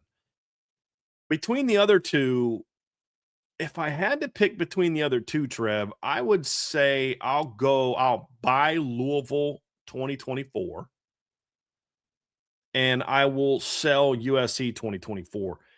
Forget the score for a second. The premise of the USC game in 2024 was it was a competitive game for 4 quarters, and then Notre Dame just had a couple pick sixes to put it away. That's a competitive game. USC never led. Louisville game, Louisville had leads in that game. I mean, they scored first. I could see that being a game where it's a close game for the first quarter and a half, and then Notre Dame jumps ahead, and then Louisville's playing catch up the whole game, but could never quite catch up. I think that's probably more realistic of how the game is going to play. And then it just ended kind of like, 7-point game. I think the ending of I think USC 2024 for the first 55 minutes was exactly like the Louisville game. The last 2 minutes were just, okay, that's not going to play like that. So I'll buy Louisville, hold USC, and then sell Clemson. And then my hope buy is Notre Dame Syracuse 2025. That'd be nuts. No, not going to happen, but I would not be upset if it did. You and I have the same order. I'd buy Louisville 24, hold USC 24, sell Clemson 22. Also, as grand as that would be. But also, like, the Notre Dame Clemson game in 2022, like, the final score was awesome. Like, I was there. It was a cool environment to be in. But, like, offensively, that game was real boring. Like, Drew Pine attempted, like, 11 passes. I don't see a game where dominated Clemson in the trenches. Yeah. And I don't think you're going to do it to that degree against Miami. No, and I don't think you're going to get like a 90-yard pick six and a blocked punt for a touchdown. But I think you could see some truly dominant performance. I don't. Are you trying to say, Trevor? Are you trying to say that the game wasn't as dominant, or are you saying that it was more boring? It was boring. Like outside of Ben Morrison's pick six, like offensively, it was just duo, hitch, duo. I kind of enjoyed that game because I felt like it was a vintage Notre Dame game. But again, you grew up watching Brady Quinn and Jimmy Clausen. I grew up watching Notre Dame averages 275 rushing yards a game. So, I felt like that statement needed to be made. But yes, it was not an exciting passing game. But you said you were there at that game. I thought the crowd was awesome that night. I thought the crowd was great. But yeah, I don't see Notre Dame dominating in that fashion. I mean, they were the better team from start to finish that game. Like, it wasn't even close. Oh, 100%. Yeah, 100%. Notre Dame had 348 yards that game. Clemson had 281, but like a lot of that from Clemson was late in the game. It was 28-0 at one point in time. I don't see that happening in a game. And if they played Clemson a week later, I don't think it happens like that. I think Notre Dame would have won that game a week later, but I don't think it's going to be like 28-0. And Sure. So say games like that, when it's two really good teams, I don't predict blowouts, but they can happen. But I won't predict it. But I would really be a lot of fun if it was like the Syracuse-Miami game or Syracuse game last year. I'm not going to lie. And then from Joe Alt, buy one, sell one, hold one. Harry Heatstand, Bob Bostad, or Bill Bendidbaugh. All right. So I'm going to buy Harry Heatstand in their prime, buy Harry Heatstand, hold Bob Bostad, and I'll sell Bill Bendidbaugh. But these are all these are all really, really good offensive line coaches. Right now, obviously, I would buy Bob Bostad because Coach Heastand's retired. And I would hold Bob Bendidbaugh and I would sell Harry Heatstand because Coach Heastand's retired. But if you're talking about in their prime, it's in the order that he listed them. Yeah. But I would be happy with either one of the two. Like, y'all know I'm a Coach Heastand guy, but if Bob Bostad would have been the O-line coach for all those years, I think Notre Dame still would have become O-line U. Would it have been quite as good as Coach Heastand? We'll never know. But Bob Bostad has turned a lot of guys into first round, NFL draft picks in his career. First at Wisconsin, and then now at Indiana. He's a heck of a coach. Heck of a coach. Yeah, if any one of these three guys was Notre Dame's offensive line coach heading into this season, I'd feel a lot more comfortable about predicting Notre Dame to win the national championship. Feel a lot more comfortable throwing a couple of bones on their plus 650 odds to win the national championship on FanDuel. That's 100% for sure. From D-Troll Hunter, buy, sell, hold. The real reason the Big Ten and the SEC study failed to identify the benefits is because it would still involve conferences running the joint TV deal. I'm going to sell that that's the reason they failed to do it. I think that I get where you're coming from, D-Troll Hunter, because I don't think they failed to see that. I think they know that very well, but I still don't think that they want to, like, if they go get a deal for themselves, they want to just get that deal. They don't want other teams to be able to have the same amount as they are. That's what it boils down. They know very well what that would mean. And I think it goes down to, like a Trev, you and I were kind of talking about, it's why take a chance on the unknown when I know that I'm going to make this kind of money now? Well, it's not good for the game. I don't care about the game. I'm the SEC commissioner. If the ACC sucks, that's Jim Phillips's problem. That's not my problem. If their TV deal sucks, that's their problem, not my problem. If the Big 12 stinks, that's the Big 12's problem, not Tony Petitti's problem, not my problem if I'm Tony Petitti. So I think there's that where I know what we're going to make in the SEC, or I know what I'm going to make in the Big 10. I think they understand that. I just don't think that they care because that's not their job to care about that. Of course, the ACC and Big 12 commissioners are going to be more in line to this system we have now sucks because they're not the beneficiaries of it. The teams that are the beneficiaries of the current system are going to obviously be more against change because, okay, but you're giving me a great proposal that's going to mean that we can make a lot of money, but you can't prove that, where right now they know that they're going to make this. So, of course, they're going to be less apt to it. They understand what you're saying, D-Troll Hunter. I just think they're choosing to ignore it in their response because it doesn't support their argument. They don't want a collective, and it's not because I honestly think this, Trev. I think small part of their issue is they're concerned about whether or not we would make as much money. I do think that's a fair concern of theirs because, again, you're giving me a theory of how you think it could go, but I'm telling you this is how it is now, and this works for us. You're asking me to take a risk in hopes that it can still work for us. But here's the bigger one. Even if it does work for us, it also works for them. And we don't want that. We don't want a system where, yeah, we're still making the same amount we're making now, but so is the Big 12. So is the ACC. That's what they don't want. So I think some of their disdain for it is the uncertainty of how it impacts them. But even if it does work out how the other people are saying, I think they would rather make 10, 15 million less dollars knowing they're still making 40 more than the ACC than to make 15 extra million, but everybody's making that. I truly believe that. We see that the same. Absolutely. Sticking with the conference talk, another one from D-Troll Hunter. Biso hold the ACC will be the most improved conference this season. Ooh.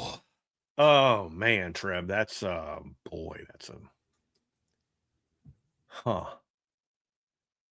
going to sell it. I think the most improved you're going to probably disagree with this, Trev, and I'm looking forward to hearing your response to it. I think the most improved conference this year is going to be the SEC. I think the SEC was a very down year last year. Now, when I talk about improved, I'm talking about like records are part of it, but I'm also talking about like those are quality football teams. There was really not a SEC team last year that I thought could make a run at the title. Maybe Georgia if they got the right draw. But I think you and I said at the beginning of the playoffs, Georgia just because of Kirby, you have to consider as a title contender, but none of the other SEC teams were. This year, I do believe the SEC is going to have legitimate title contenders, at least one, if not two. I think Oklahoma's going to be better than they were last year. I think Alabama's going to be better than they were last year. I think Tennessee has a chance to be better than they were last year. I think Kentucky will be better than they were last year. I think Mississippi State's improving as a program. I think Georgia is not what they used to be, but they're kind of they're on that same level. They don't move. I think LSU is going to be improved as a team this year. Ole Miss will take a step back. I think Texas A&M will at least be the same team they were last year, Trev. I think Arkansas is going to be better because they can't be worse. I think Vanderbilt may take a step back. There's a lot more teams that I think are going to be better this year than worse this year in the SEC. I don't know. Like, okay, so who improves in the ACC? Well, Florida State and Clemson are going to be better. All right, cool. But Virginia's not going to go 10-2 again. There's going to be some draw. Well, Duke's not going to be in playing the ACC title again this year because Miami rated them. How much better can Miami be this year than they were last year, short of winning the title? So I don't know how much the ACC is going to improve. I have a lot more doubts. Now, there's a chance this question could be proved, but I don't have a lot of faith in some of the teams that some other people are expecting to have bounce back years. I don't have a lot of faith in those coaches to get that done. Like, I think Jeff Brom's a heck of a coach, but he's got to prove to me he can't go just have 2 games a year where you're like, what the heck was that? How do you beat that team, and then lose to freaking Stanford? How do you take Miami, SMU, and Notre Dame down to the wire, but then go out to Palo Alto and get beat Louisville, which is exactly what happened to them 2 years ago? Actually, didn't that happen to them this year? Or was it last year? What year was it? Because they had a couple losses that were just inexplicable the last couple of years. This year they lost. No, they didn't lose to Stanford this year. This year they lost to Cal. They lost at home to Cal and lost at home to Clemson. It was 2024 that they beat Georgia Tech, lost to Notre Dame by a touchdown, Miami by a touchdown, SMU by a touchdown, went on the road and destroyed Clemson, and then beat Pitt at home 37-9, beat Kentucky on the road 41-14, and beat Washington in a bowl game. And, oh, by the way, on November 16th, they went out to Palo Alto and lost to a really bad Stanford team. A Stanford team that went 3-9. And whose wins were over Cal Poly, Syracuse, and Louisville. Like, until Jeff Brom, who I'm very high on as a coach, can stop having those games, how much improved is Louisville going to be?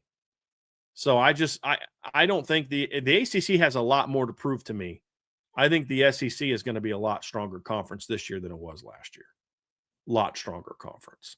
By what it actually is. The SEC will people say, well, we were good last year. No, you weren't. No, you weren't. Stop. No, you weren't. This year, I think the SEC will be what SEC fans think they always are, in my opinion. Yeah, I think the conversation comes down to the 2 teams that we talked about in D-Troll's, or the 2 conferences. It comes down to the 2 conferences that D-Troll talked about in his previous submission. I'm with you on the SEC. I think the Big Ten could also have an argument. Now, I understand the national championship. Most improved? Yeah. Okay.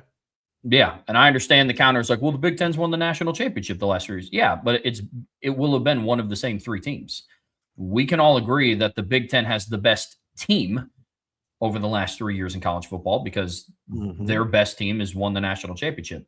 But I think the SEC has been the deeper conference over the last couple of years, opposed to the Big Ten. Because the Big Ten, you always have like the 3, potentially 4 teams up at the top, and then the rest behind that is middle of the road to really bad.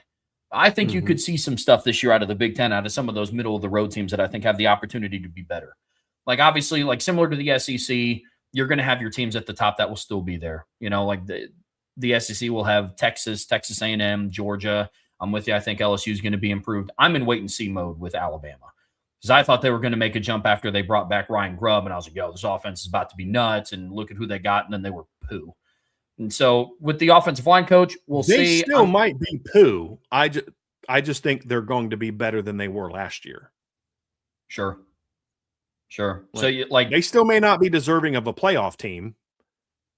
I just think they'll be better than they were last year. Sure. That's kind of where I'm coming from. On the Big I'm not saying it's Ten, going to be like a vintage Nick Saban-esque title contending team. I think last year's team was bad. When they had no business being in the playoffs. None. I think this year will be the best year of the Kalen DeBoer era.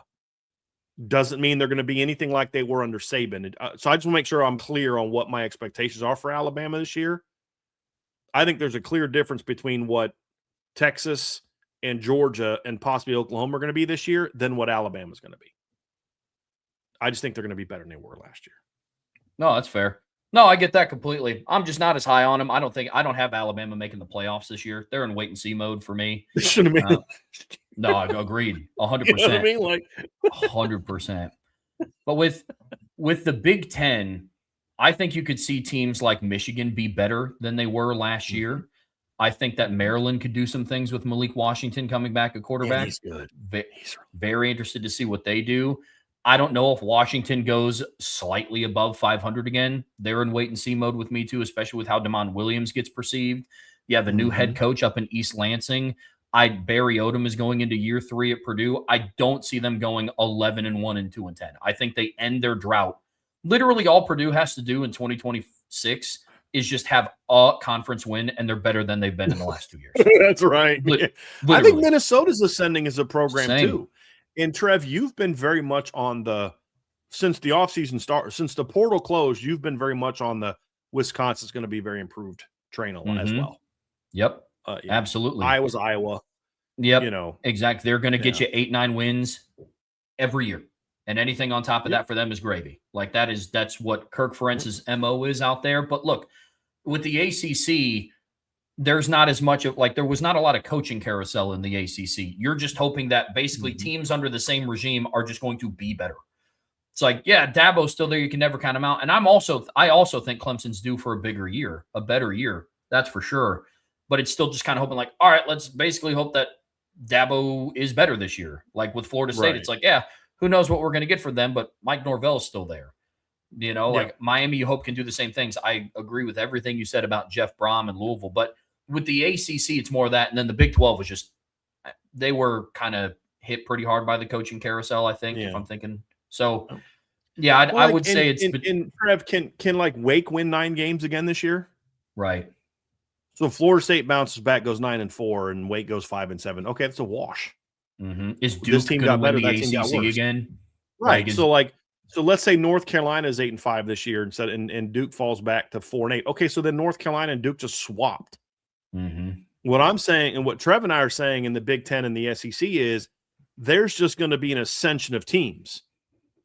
And if a team has a worse record in the SEC, there's teams that could maybe be worse than last year record-wise, but actually better teams than what they were last year.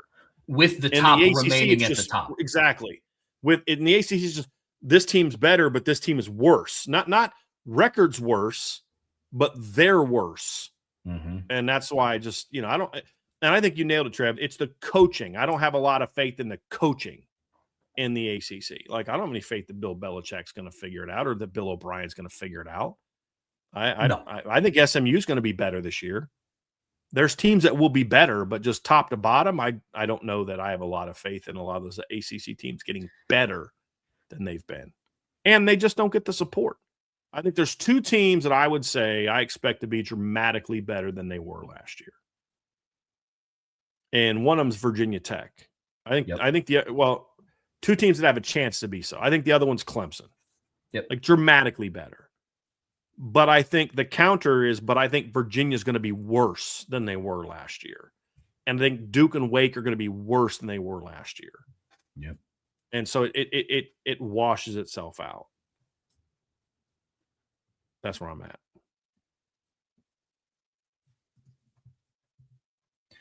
Man, getting into part questions. I'm sorry. Before we get into part 3, Trev, I just got to give you guys a shout out. You guys always come correct, but this week's submissions were really, really good. Yeah, they were. Really good conversations today, all sparked by your guys' submissions. I echo the same thing. Absolutely. Getting into part 3 of the Irish Breakdown podcast, brought to you by our friends over at FanDuel. We got buy, sell, hold going on today, and we have D-Troll Hunter keeping us chugging along here. Following the NFL Combine, anecdotally, it appears non-participants are dropping. This is the NFL's attempt to get star prospects to participate. I don't think that's it. I look, no NFL team is going to be part of some scheme to get guys to the combine, and so they're going to let a player they would otherwise draft fall, right? Like, so when you say it's the NFL's attempt to get star prospects to participate, what you're telling me is that you think there's some level of collusion that is resulting in guys who don't participate to fall in the draft. I mean, can I take that another way, Trev, than that? No team, in my opinion, is going to not take a player that they would have otherwise taken and evaluated because they're trying to prove a point about the NFL draft, the combine. What I think happens is, like, if guys are falling, it's that they're falling from a perception from the media standpoint. Not so much that they're falling in the eyes of scouts and teams because of their non-participation in the combine. I think if a guy falls because of that, it has more to do with, we really liked this guy, but we had some question marks about him and 5 other guys. 4 of those 5 guys went to the combine and performed well. This guy didn't, so we're not as willing to take a chance on him because we don't have as much data on this, these 5 receivers that we really liked. We had question marks of all of them. We graded them somewhat similar. This guy didn't participate in the combine. These guys gave us more data. 3 of them did really well. 1 underachieved. 1 didn't participate. The 3 that participated are going to go up. The 2 that didn't, the one that didn't, or the guy that didn't perform well goes down. But it's more so about our evaluation has changed and guys have moving and, risen and fallen than it is I'm dropping you because you didn't participate in an attempt to convince future players to participate. If a guy didn't participate and that causes you to drop, it's because A, you didn't answer questions, or B, you had some questions about his attitude, and now his unwillingness to go compete here is confirming some of those skepticism that you had. But if Jeremiah Love chose not to participate in the combine, he might have prevented himself from going up in the draft, but he ain't falling. I was about to say, I agree with you wholeheartedly. Like, really, the only result out of the combine that I think affects people dropping is a bad combine performance. Mm-hmm. Like, I think if you just don't perform, you're kind of just where you're at. You just don't give yourself the opportunity to increase your draft stock. Right. But and if you do fall, it's because somebody went ahead of you, not because your perception has changed. Sure. Hey, I had you as the number 1 receiver in the draft class and the number 13 overall prospect on my board. But this guy went into the combine, dominated, and now I have him as my number 7 player in the draft class. You fell a couple spots, but it's because these other guys moved up, not so much that your evaluation has changed. Right. Yep, absolutely. I'm with you. Then Notre Dame has 4 running backs, 600 total. Notre Dame has 4 running backs that will total 600 yards this year, including special teams. I'm going to sell that. I'm at 3. Yep. Because I think that would require you to have either 3 running backs that go over 600 yards on offense and then 1 that does it on special teams, or 2 running backs that go over 600 yards, and then 2 others that do it with help from special teams. Meaning like your punt returner, is your number 3 running back, and your kick returner is your number 4 running back. I don't know that I see those guys kind of having that type of production. And then I'd also like to point out that last year, Jordan Faison is the team's primary punt returner, only had 153 yards. The year before that was 138. The year before that was 119. The year before that was 179. The year before that was 151. 2019, it was 180. 2018, it was 196, 156 in 2017. So, like, going back to the last decade, not one guy has had over 200 yards of punt return production. Jadarian Price last year was a second-team All-American with a lot of people because of his returning ability. He had 450 yards. 320 the year before by Jane Harrison, 344 by Jadarian in 2023, 254 by Chris Tyree, 347, 456, 194, 191, 654. Not since 2017 has a guy had over 600 yards, over 500 yards of kick return average. And that's because the rules have changed. CJ Sanders was 725 the year before because of the amount of kick returns that he had. You're just not seeing that anymore. You're not seeing that number anymore, just because of the rule changes. So I don't see it. The way it could happen is if you have 2 running backs that are over 400 yards just overall. A third guy gets to 600 yards. I said 4, I meant 6. 600 yards because of some mop-up duty. And then another guy is your primary kick and punt returner. But even then, it's like, I just don't see it. I don't see 4 of them doing that. No, I don't either. My number was 3 as well. I mean, let's just grant the premise that it's the 2 guys we know for sure is Aeneas and Kedron. Right now, those are kind of the leaders in the room. Wouldn't surprise me if Nolan James did it either. But if we're also including special teams, that's also assuming that like Bubba Frazier or Braden Robinson or Dallas Golden won't be one of those returners either, or Jordan Faison. So, yeah, it's a sell for me, but I wouldn't be beside myself if it happened. But right now, it's a sell.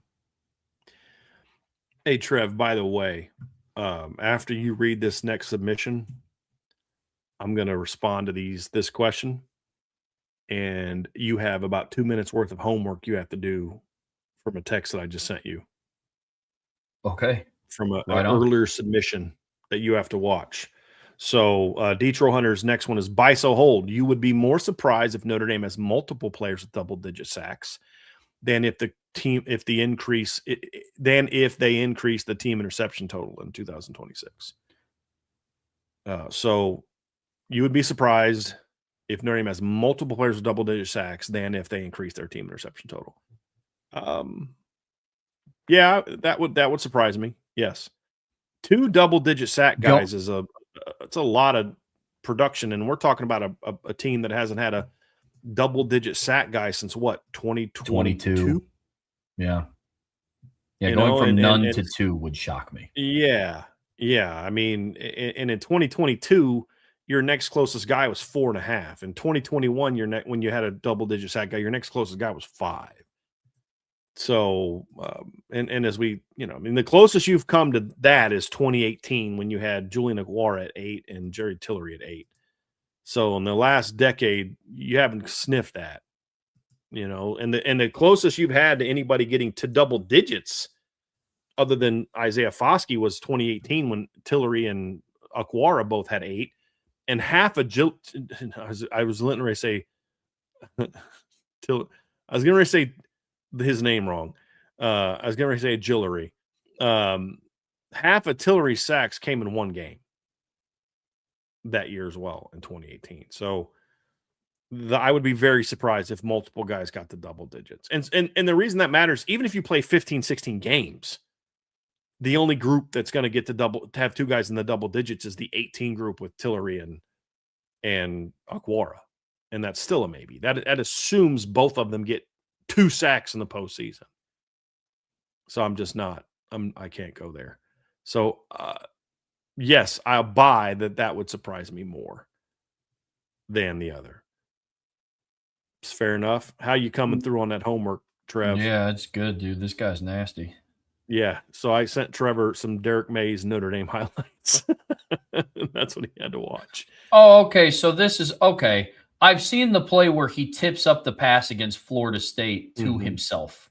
I've seen Yes. that. I just didn't know that that was Derek Mays. That was Derek Mays. Yeah. What receiver am And you I can see like thinking of he's that? punt returning and yeah, he's doing I some was good things. when you said he played in the 90s, that's what threw me off. I was thinking of Arnez Battle, who played later. Oh Like yeah. that's who I thought Yeah. was yeah. Yeah, that Yep. guy's but for the troll submission, I'm with you there. And then ESPN, do you buy, sell, or hold ESPN's ranking of Bryce Underwood ahead of Marcel Reed? So I would say I would sell the idea that he should be ranked ahead of him now. So, like, if we're talking off season, I would say Bryce Underwood's got a lot to prove to me that he belongs there. Like, so, like, with having CJ Carr number one, that requires some projection. But CJ Carr was a top 5 quarterback last year in passer rating and yards per attempt. He was second in passer rating, fourth in yards per, or second in passer yards per attempt, fourth in the country of everyone, not just returners, but everyone in yards per completion. And he was fifth in passer rating. Projecting him to be the number one ranked quarterback is not much of a projection when you consider that other than Julian Saint, all the guys near him last year are all gone. That's an easy one. Bryce Underwood to be ahead of Marcel Reed has to get a lot better than he was last year. And that doesn't even, assume that we're super high on Marcel Reed, because everybody that knows Trevor and I knows we're not. He's a good quarterback, but he's not what some people make him out to be. The whole, well, if you'd have played A&M with Marcel Reed, you'd have lost in 2024. No, they wouldn't have. He didn't even start on that. Bryce Underwood had 11 touchdowns and 9 picks last year. He averaged 7.2 yards per attempt. Marcel Reed was at 8.4.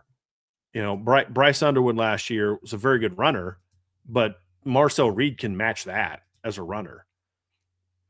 So I would not have Bryce Underwood ahead of Marcel Reed going into the season. If you were to ask me, okay, Brian, give me what you think the quarterback rankings will be when we're evaluating postseason, I'm very comfortable putting Bryce Underwood ahead of Marcel Reed.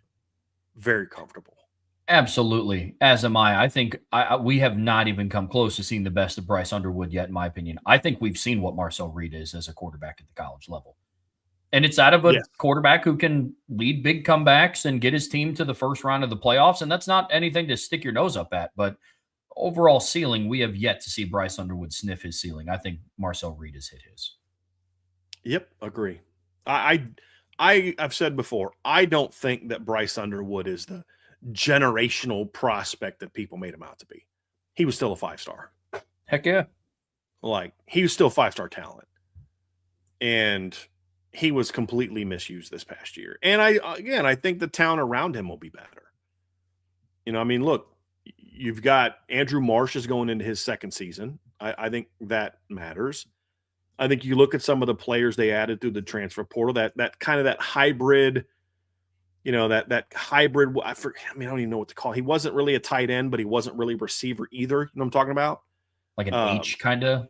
Yeah. Like how Dimitri Flowers was used for Oklahoma Not even really that. Like, it's almost kind of like they used him like Notre Dame used Tyler Eifert for chunks of the 2012 season. Remember you were talking about this the other day, Trev, when we were doing the question about who would Notre Dame, like, moving guys around, creating an offense with Notre Dame players of guys not playing their main position. And you were like, I would drop 20 pounds off Tyler Eifert and move him into the boundary. JJ Buchanan is basically, well, what if you dropped 30 pounds off Tyler Eifert and moved into the boundary? And he wasn't quite as good, but like similar style of play. I think he's a good football player. I think he's gonna, he's gonna improve them this season. And they've got some other guys coming back that are good football players. But they got Jamie French transferring in from Texas. I think that gives them better depth there. Their receiving core, you and I talked about that a lot. Their receiving core was not very good last year. No. I think it's going to be better this year. And keeping Andrew Marsh was huge for them. Yeah, huge. Absolutely. That's where I'm at. So, I think he's going to be good. I think Bryce Underwood is the new Arch Manning of college football. He was overhyped coming out of high school, as in this. Not that he wasn't a heck of a prospect. It's like people are acting like number one generational guy that is just, this such a supreme prospect that nobody else can come close. He was never that. But he also is not he's kind of just okay. He's super overrated. He's a lot better than some people are giving him credit for. And people are going to be ultra critical of him early in the years. He's getting used to a new offense. But by the end of the year, Bryce Underwood, I think, is going to be a really good football player for Michigan. Could be wrong, but that's what I think. I'm with you. I don't think that it was a coincidence that he had his best games when Sharon Moore was not on the sidelines. Not even close to being a coincidence. I agree with you completely, Trev. Completely agree with you on that. From Indiana Irish, buy-sell hold, the Notre Dame defense will score more points than it gives up through the first 2 games of the season. Wisconsin and Rice. Sell. Look, if they give up 10 points to Wisconsin and 7 points to Rice, I don't think the defense scores 3 touchdowns in the first 2 games. Yeah. As a betting guy, like I know that you can look at some of the lines on FanDuel and stuff. In all seriousness, I will never bet on a defensive touchdown, even with a team like Notre Dame.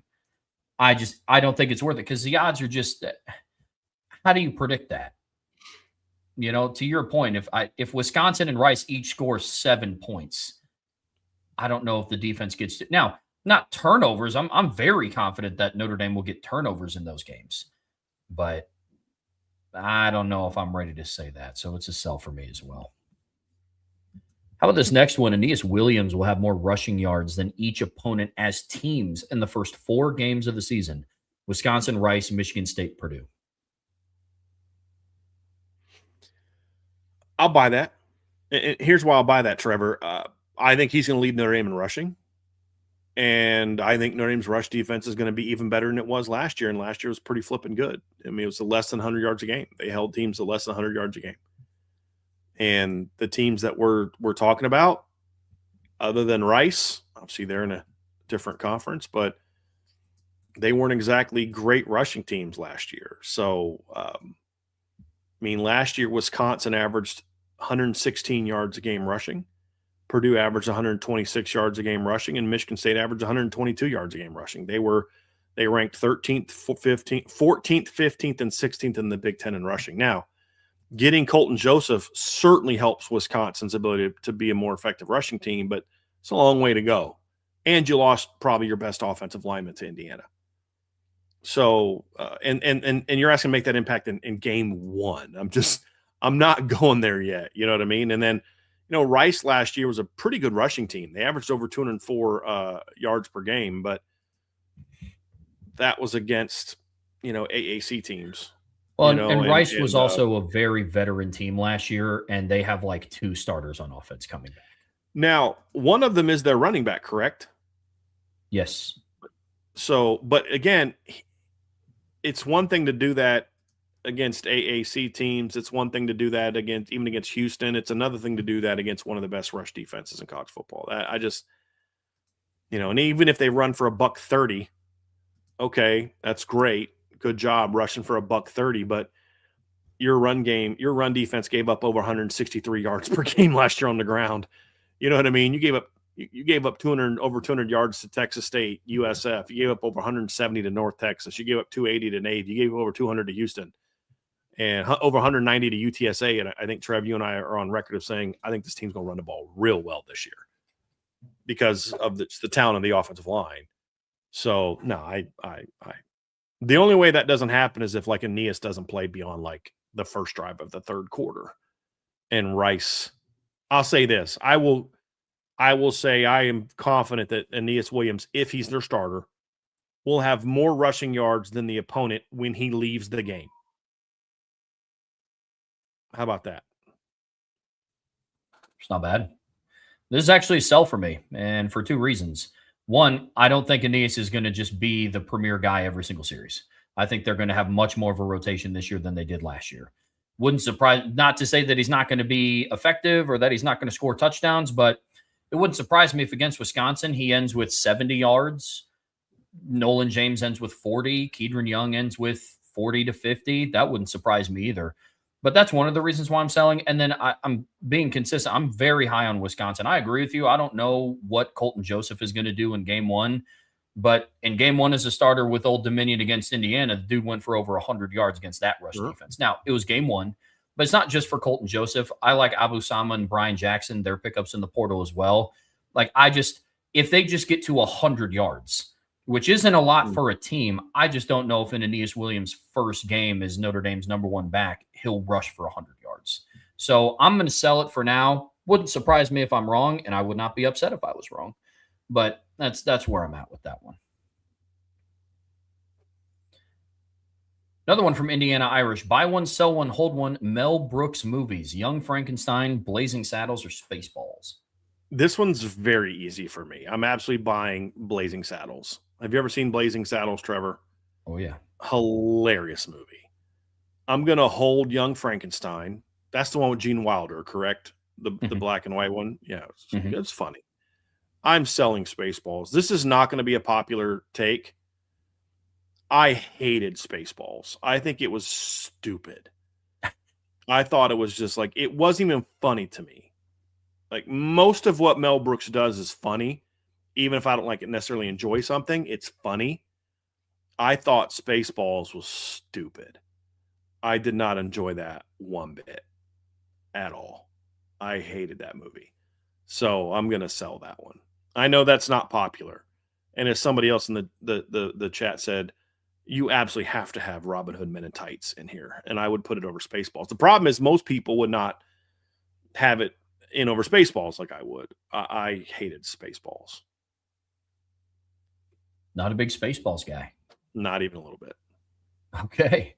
Yep. I am buying Blazing Saddles because that movie is hilarious. I'm holding Spaceballs. I'm selling Young Frankenstein. A couple reasons. One, I have yet to see Young Frankenstein, but I like Spaceballs. I'm with you. It's stupid, but I like it because it's stupid. Like, it's like Step Brothers is like that for me, Trev. Like, it's a stupid movie, but it's really funny and it was entertaining. I did not laugh during Spaceballs. Like, I was like, it was like Anchorman 2 for me. Like, this is just stupid. Absolutely stupid. But I get what you're saying. Like, I laughed during the movie. Is it something that I view as a good movie? No, but it entertained me. Is that fair? Yeah. Like, the thing I liked about Blazing Saddles is if you understood the culture at the time, you would understand the kind of pushback it was making towards certain forces in the culture. You know what I mean? And yeah, it was freaking hilarious, dude. It was great. It was. Yeah, it was a great movie. Gene Wilder's hilarious. Did Mel Brooks, did he do, hold on a second. Who did Charlie and the Chocolate Factory? Who did Willy Wonka? That's Gene Wilder. That's what I thought. Yeah. No. Director, I mean. Who directed? Was that wasn't a Mel Brooks movie, was it? No, it wasn't. It wasn't a Mel Brooks movie. I was because it was Mel Stewart. Was that a Mel Brooks movie? Because that's got to be on there too. But no, it wasn't. Yeah. And I heard there's a new Spaceballs coming out. People in the chat, I will not be going to see that movie. I will not be wasting my money to see Spaceballs 2. Thank you very much. Another movie one. Buy one, sell one, hold one. Movie villains who died unrepentant. Emperor Palpatine, Star Wars franchise. Voldemort in the Harry Potter franchise, or Cornelius Snow in the Hunger Games franchise. This is a good one, Trev. So I'm going to sell Cornelius Snow because he was a very he was a more conflicted bad guy, in my opinion, than the first two. Like, you could argue that he wasn't even the primary driver of the badness, if I'm remembering correctly, which is why Katniss shot the chick and not him at the end. You know what I mean? Like, the other two flat out were absolutely unrepentant. That's between the two, boy, that's a tough one. Because I feel Emperor Palpatine and Voldemort, there was like 0 ounce of repentance by either one of them. I'll say this. I'll buy Voldemort. Here's the separator for me. I'll buy Voldemort and I'll hold Emperor Palpatine. And here's the separator. Voldemort cared about no one but Voldemort. Everyone else was just a tool to his evil plans. Would you agree with that, Trevor? There was no one other than the snake that he viewed of any value. At least Emperor Palpatine, like, there was a genuine care about Anakin Skywalker and Vader. Like, he was a genuine pupil, like a genuine understudy. You know what I mean? Like, now he was evil and sick and twisted, but there was a genuine, like, when he could have just let Anakin die and find another pupil, right? Like, he could have done that. But he clearly saw something in Anakin that, you know, now again, it was all towards evil, but you know what I mean? There was some level of, he at least had a level of affection for another being, where Voldemort did not. So that's why I'll go with the direction I did. What say you, Mr. Trowbridge? Because I know a couple of these are right down your wheelhouse as far as franchises that we're fond of.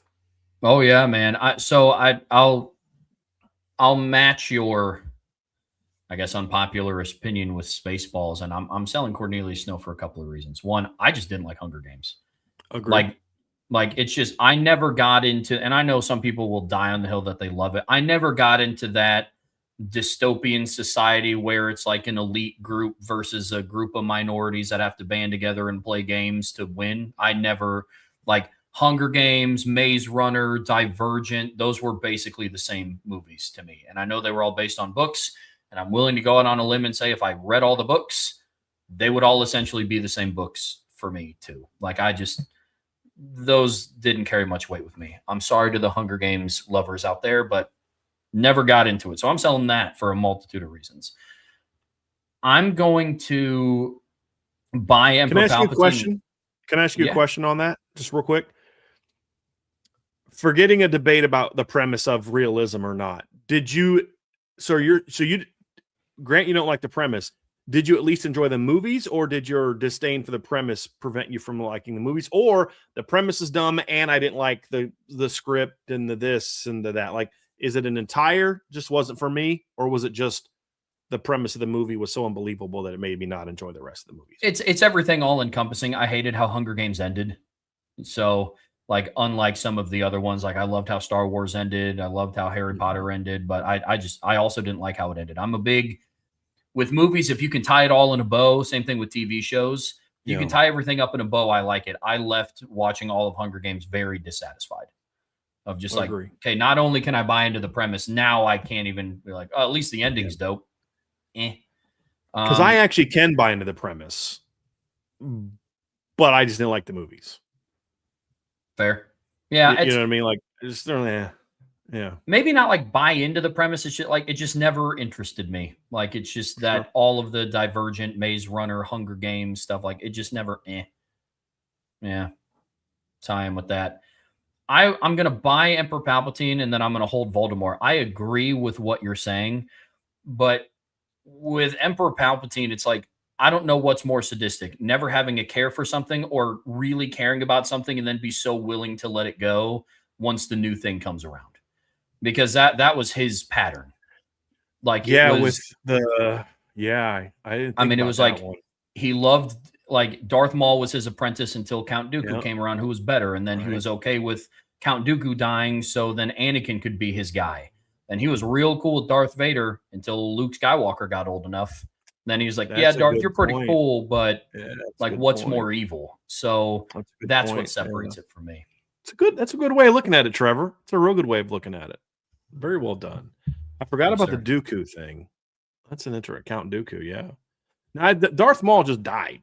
Like, I don't know, like, you know what I mean? Like, I don't feel like he sold him. It wasn't at the sacrifice to get the next. Yeah, like Dooku, he was like, he was like, yes, I want to sacrifice Dooku because it's gonna bring it, Anakin closer to me. Yeah, I get you. But even though Anakin, the passing off to Luke was because it was Anakin's offspring. Yeah. So even then, I still feel like it was still like kind of there.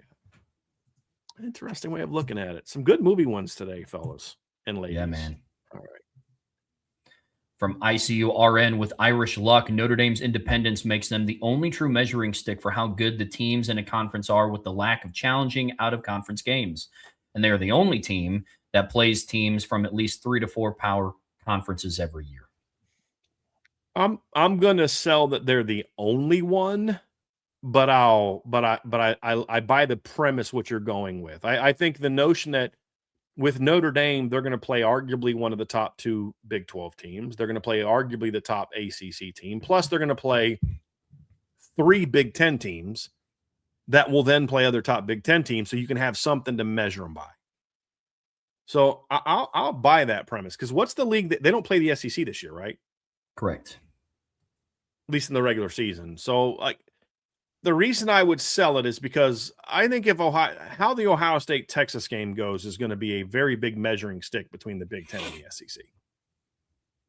Because these are going to be 2 top 5 to 6 preseason teams. And, I think there's Michigan, Oklahoma is another one that will evaluate those 2 leagues. There are some games, LSU, Clemson, and then Clemson, South Carolina are 2 games. That Clemson is a team that you could look at and say measuring stick with conferences. I just don't think anyone does it to the degree that Notre Dame does, to his point about playing multiple, teams from multiple leagues. So I get where you're coming from on that one. I just don't think they're the only team. I think they're one of a very small handful of teams that do that. So like I know Oregon has an interesting schedule in that they play like Boise and they play Oklahoma State, but like Oklahoma State's not going to be, in week 2. Like, if Oklahoma State wins 9 games next year, we're going to be like, dude, they were way better in October, November than they were in September. Like, I don't know what kind of measuring stick that's going to be. I think what makes the unique aspect to the Notre Dame part different is because they're going to play Big 12 and ACC teams late, October, November. Yeah. Which provides a completely different type of measuring stick than playing someone in week 1 or week 2. Right.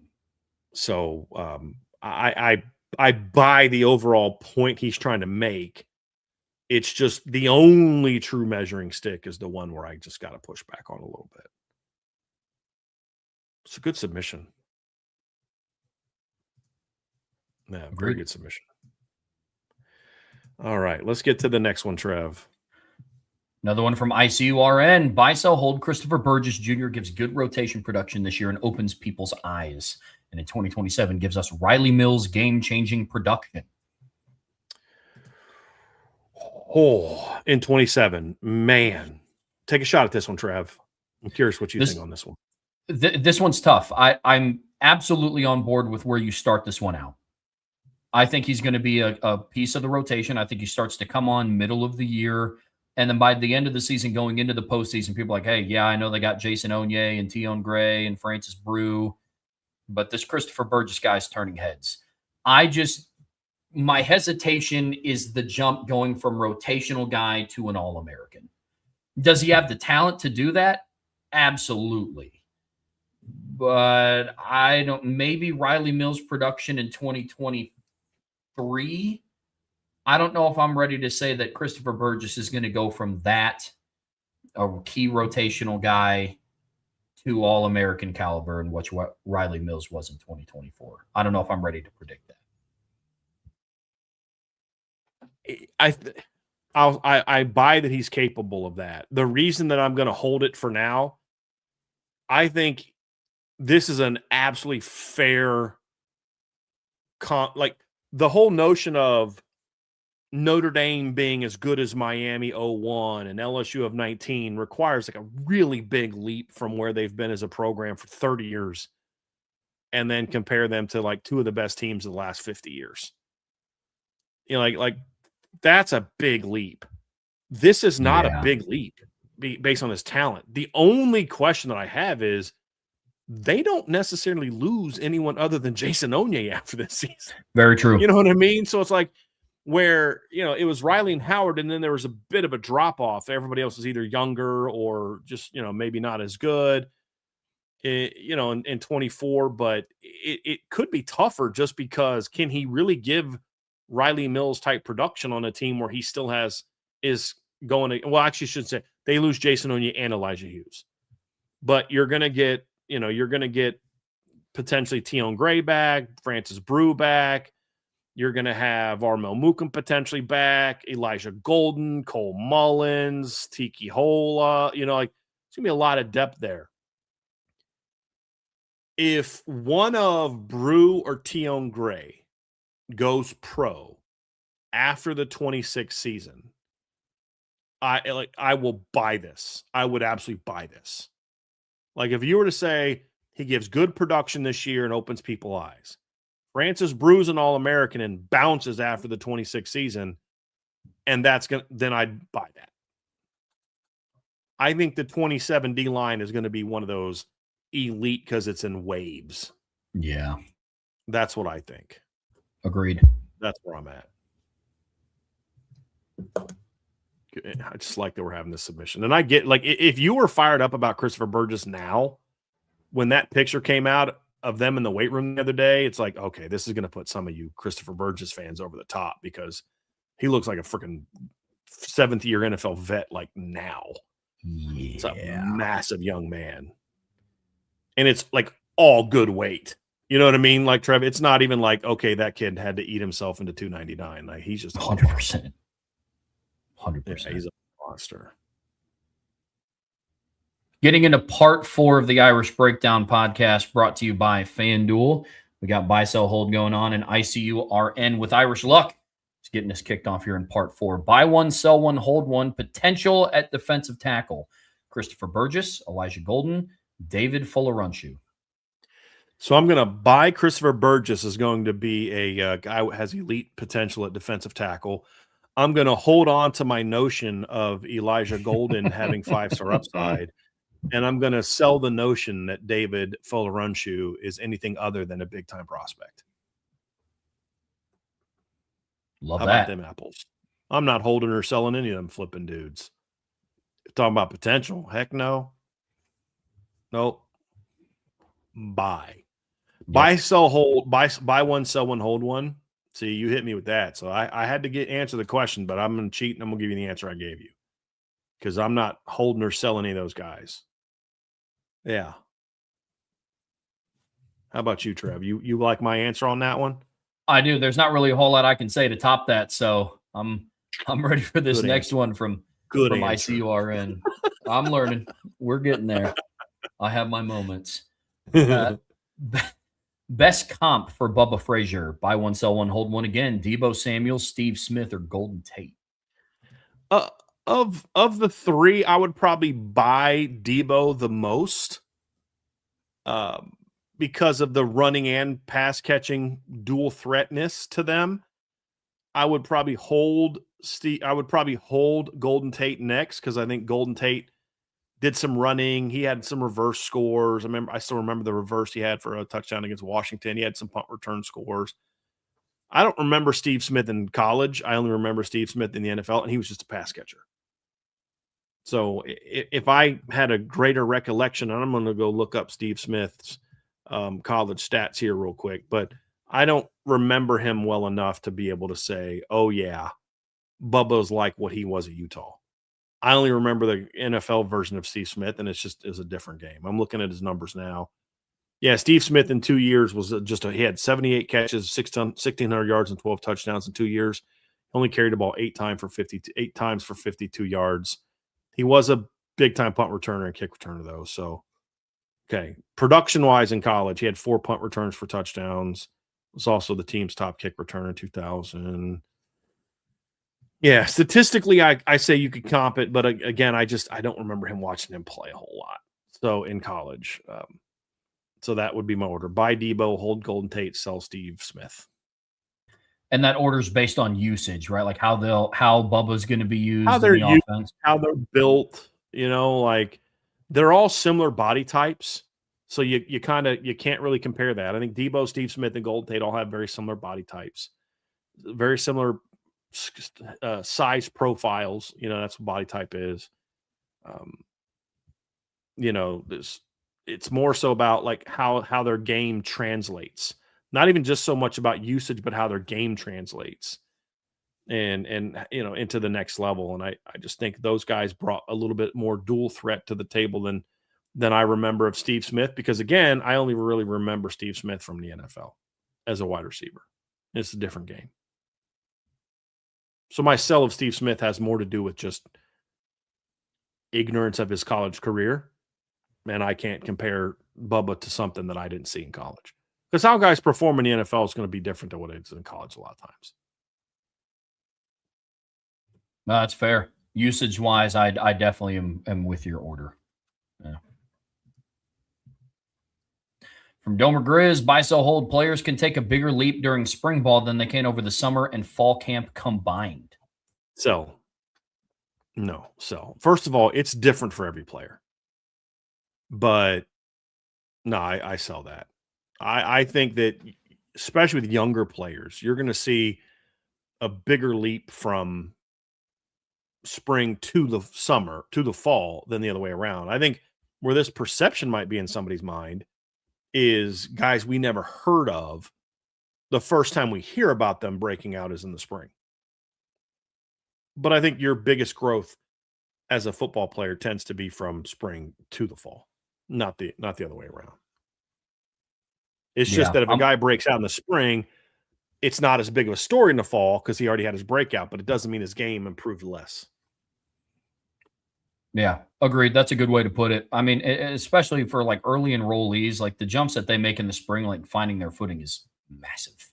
Mm-hmm. And we also talk about like somebody going through like their second full off season, getting into their second spring where they do have that background. So yeah, I'm with you there. How about another one from Indiana Irish? Drake Bowen is the toughest guy on the roster. Oh boy. Oh, toughest guy on the roster. I'll buy that he's in the conversation.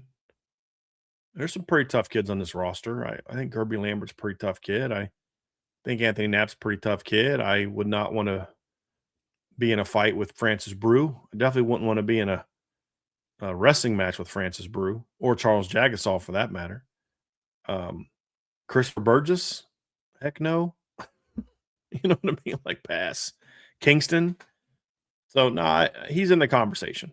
I'll buy it. I'm cheating a little bit here, Domer. I and Irish. I think he's in the conversation. I don't know that I can say definitively yes, he is the toughest guy. He's in the conversation. Yeah, most definitely. From Never Missed a Meal Wagner, buy one, sell one, hold one. The most influential and entertaining basketball teams. 1989 to 1990 Loyola Marymount team, the 1990 and 1991 UNLV Running Rebels team, or the 1992-1993 Michigan Wolverines team. So part of me is a little biased here, obviously, Trev. I mean, I've said many times I grew up a Michigan basketball fan, and the Fab Five was like the era where I truly fell in love with Michigan basketball. But with all due respect to those Fab Five teams, that 1990-91 UNLV team was unbelievably good. A lot of people may not know a lot about the Loyola Marymount team. I don't think so. Loyola Marymount, for those who don't remember Loyola Marymount in 1989 and 1990 had a team. I'm going to pull up their stats from that season, but they were a team that scored a ridiculous amount of points that season. They averaged in college basketball 122.4 points per game. Averaged. And if you look at them in the NCAA tournament that year, they made a trip to the West Regional Final. They beat the defending national champs Michigan in the second round, 149 to 115. They lost to UNLV 131 to 101. I'm going through their schedule now. There were only there were only 4 games all year they didn't get to 100 points. One of those games was 91 in a loss to UNLV at the beginning of the year. They were held to 99 points against St. Joe.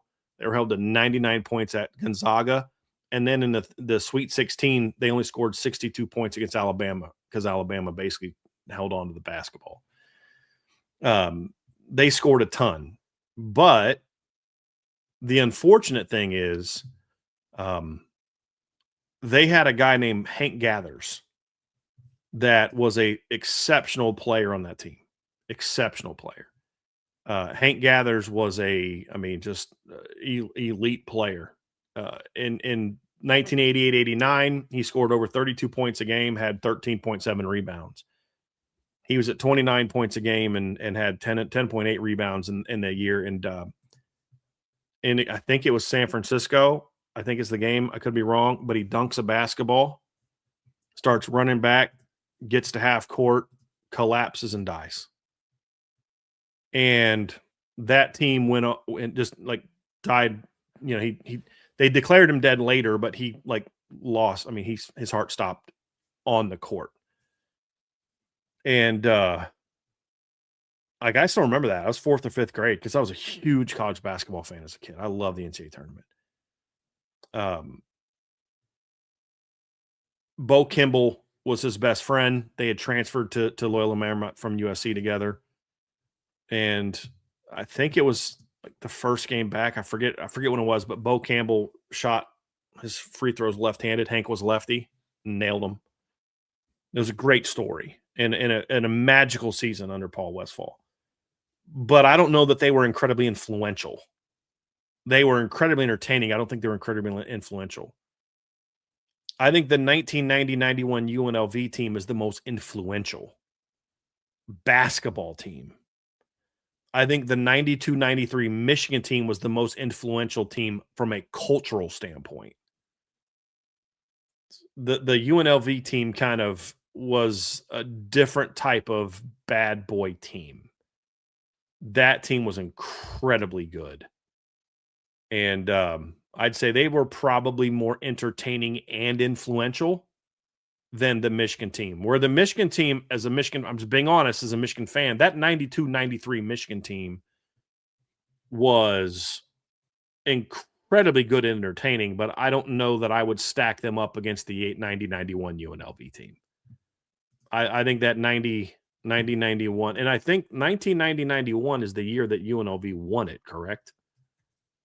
I believe so. Hold on, let me just go look real quick. Yeah, that's the year that they won it all. No, that's the year they lost to Duke. Hold on a second. Let me look at this. Okay, I take back my answer. Trev. 92-93 Michigan. That's the second year of the Fab Five. Is number one on my buy. The 90-91 UNLV team lost to Duke in the semifinals. The 89-90 team is the one I was thinking of that won it all. That team, to me, set the mark. The next year, they went 34-1 and lost to Duke in the Final Four. The year before, they beat Duke in the title game by 30. So, yeah, and they played one of the most entertaining Final Four games ever. Was the 1989-90 UNLV Georgia Tech game. UNLV beat them 90-81. That was that great Killer Bees team with Dennis Scott, Brian Oliver, and Kenny Anderson. That was a phenomenal game. And then they beat the 89-90 UNLV team in the Elite Eight. That team, to me, was more influential than the 90-91 team that lost to Duke. So I take my answer back. I was working with the understanding that it was the 90-91 team was the team that won it, and they were not. So that's where I'm going to go. So buy the 92-93 Michigan team, hold the UNLV team from 90-91, and I'm going to sell the Loyola Marymount team because they were incredibly entertaining, but they weren't the most influential. It was a great era of basketball, dude. Great era of basketball. And like how they all connect. So like the 89-90 UNLV team killed Duke, beat them by 30. The next year, Duke got payback, beat him in the semifinals when nobody thought Duke had a chance. That was Bobby Hurley's freshman year. Christian Laettner had a monster season. Duke won that year. The next year, Duke beat the Fab Five in the championship. So like there was that connection between the three, which was very cool. Very cool. And you could say this, 89-90 Loyola Marymount, who lost to 89-90 UNLV, beat 89-90 Michigan, who won the title in 88 and 89. So there's a lot of those circles that you could draw. But yeah, I'd go the Fab Five from their sophomore year was more influential and entertaining than the UNLV team that just the second year. Because I think the previous year's UNLV team was better. That's where I'm at. A little before your time to have an answer, Trev. It is. I figured. From R.I. Pangborn, and I think on the boards, he said new member, class of 2011, right? Just signed up this past week, yeah. Bang. There we go. Welcome. Welcome to the premium message boards. But I'm assuming buy one, sell one, hold one here? Yes, that's how I took it. Okay. Because, I mean, if it's each one, I'm buying each one. I mean, I invest in those programs. So I think the way to get a more entertaining answer is if we buy one, sell one, hold one. Buy one, sell one, hold one. Invest more in men's basketball, invest more in men's hockey, or invest more in women's basketball. Okay, this is not going to be a popular answer, I would think, but I would buy women's basketball. And here's why I would buy women's basketball. Number one, I think Notre Dame women's basketball is a team that if they invested in them appropriately could win championships. No doubt about that. A big reason why is there's two huge reasons why. Number one, Notre Dame's women's basketball has a much greater reputation in basketball than the men's program does. They've won 2 championships, and they've played for several others. The men's team has never made it past the Final Four, and they only did that once. The ceiling is incredibly higher for the women's team. Number two is you still just don't see ladies leaving after their first and second year. It'll eventually happen. But I think right now the WNBA rule is I think you have to be like 3 years removed, or you know what I mean? Like they have different rules than men's basketball because they're working with a different, collective bargaining arrangement than the NBA. And the final piece is I just don't think the elite women's basketball players are going to cost you as much as the elite men's basketball players. I don't see Notre Dame ever becoming a perennial powerhouse in men's basketball, no matter how much they spend on it. Now, do I think they should invest more in men's basketball? I absolutely do. Here's the other final piece of this, Trev. There are some elite women's basketball teams can make money. Like I've seen, but like Tennessee under Pat Summitt, UConn under Gino, there are teams that make money for their schools. I'd be willing to bet you there have been years in the past where Notre Dame's women basketball team made the school money, meaning they made more than the school spent on them. So for the school, they were a revenue producer, not which for a lot of places, it's like football's king. Men's basketball will sometimes be a revenue driver, meaning you make more than you spend on it. And then women's basketball and every other sport, you lose money, basically. Meaning you spend more on coaching salaries, travel, equipment, and all that stuff than you make. There are some women's basketball teams that are revenue producers. And I think Notre Dame's women's basketball team can be that. Maybe men's basketball, maybe. But I think women's basketball, I'm a lot more confident in it, but I'm also way more confident that Notre Dame women's basketball can be an elite championship caliber program consistently if they have the right coach. And I'm not saying they don't. I'm just saying in general, they have the right coach and if they're willing to invest more in the program, meaning the school investing more in the facilities and things like that, salaries, expanding the coaching staff, all that stuff. But then also that boosters are willing to say, hey, you need this 5-star recruit. You need this transfer forward. We'll go get her. That I think that the women's basketball ROI would be greater than for men's basketball or men's hockey. Mainly because I also believe, I could be wrong, somebody correct me if I'm wrong, you're not going to pay the number one women's basketball player coming out of high school as much as you're going to have to pay the number one men's basketball player. And based on current rules, you're going to have that number one player potentially for a lot longer than you're going to have the number one high school player in the men's game. You're getting him for 1 year. Unless he's not as good as you think he is. If you go pay for a Hannah Hidalgo, who was a top 5 recruit, you're going to get her for at least 3 years. Now, she can jump in the portal, but again, we're talking about you're going to pay the money you need to keep her. That's the whole point. That comes to investment. So I would go women's basketball. I would hold men's basketball, and I would sell hockey.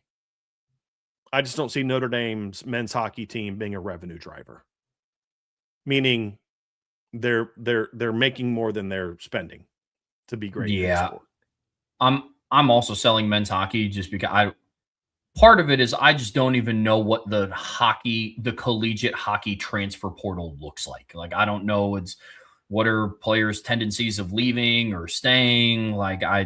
And hockey's the least big of the three, I would argue. Well, I know it depends and on the majority of the elite talent comes from areas where there's elite programs there.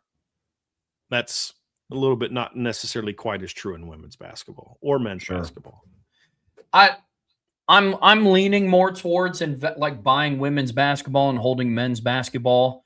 Relatively, I think as far as like the money you spend versus the money you earn, you'd relatively break even talking about both women's and men's basketball. You'd have to spend more in men's basketball to have a successful program, but I think you'd also make more money in men's basketball, whereas you won't have to spend as much in women's, but I think you'll have more success. But I don't know if you'll make as much.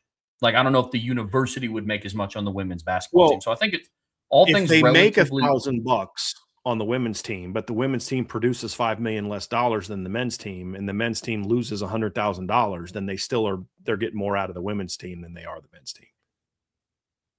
Because you know what I mean? Like, just the women's team won't produce as many bottom line dollars and cents, but the cost is not nearly as great, which is why they make money. There's more men's basketball teams that make money than women's basketball teams. It's just for Notre Dame. Sure. Like, my answer is unique to Notre Dame. If I'm at Kentucky, this is a very different answer. If I'm at Duke, this is a very different answer. For Notre Dame, I just think the women's basketball team can be an elite Final Four championship caliber team every single year almost. They should be on the same level as UConn and South Carolina right now. There's no excuse not to. I don't know that the men's, because like, wouldn't you say like to men's basketball, to make money, you have to be a blue blood, but you also have to be a team that's competing for championships, right? Like the combination of those two things. I don't know that men's basketball will ever be that consistently. Like, I don't know that I can, because like for women's sports, Trev, for women's basketball, you can sell what makes your program unique as an institution. You can sell the academic piece to a women's basketball player. To a men's basketball elite player, you're okay. Why do I care about the education in Notre Dame? I'm going to be there in school for 3 months, 6 months, that kind of thing.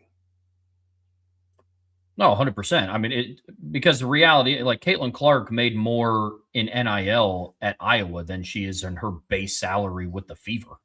Her base salary with the Fever is like $60,000. She was making millions when she was at. Now she's still making millions of dollars off of like franchise deals and all that stuff. But it's for all those reasons why I said I'm buying women's basketball. Like your ROI, your return on investment. Like I don't know in terms of dollars and cents, the school would be making more with women's basketball versus men's, but I think your ROI would be better with women's. That's what I'm saying, right? Like, that's why you're making more money. Like, because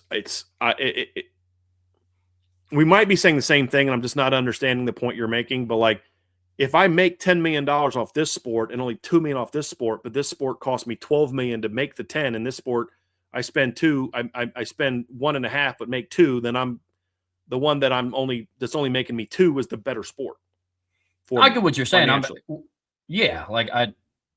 guess I don't really know where the divide is. I'm buying women's basketball like you are. It's just I don't know. I feel like there was the actual. That's what I'm not arguing with you. I'm trying to understand the point that because I felt like you said that, but there was like a but.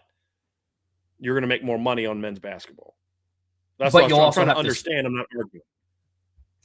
But you'll also have to spend more. That was my point with men's basketball. So it's like, right. Yeah, we are saying the exact same thing. That's why that's what I'm trying to understand. Like I said, I'm not arguing with you. I'm just trying to understand what you're saying. So because like you were saying buy women's basketball, but I wasn't understanding the point you were making for it. So you're clarifying now, and now I understand. So, yes, for Notre Dame.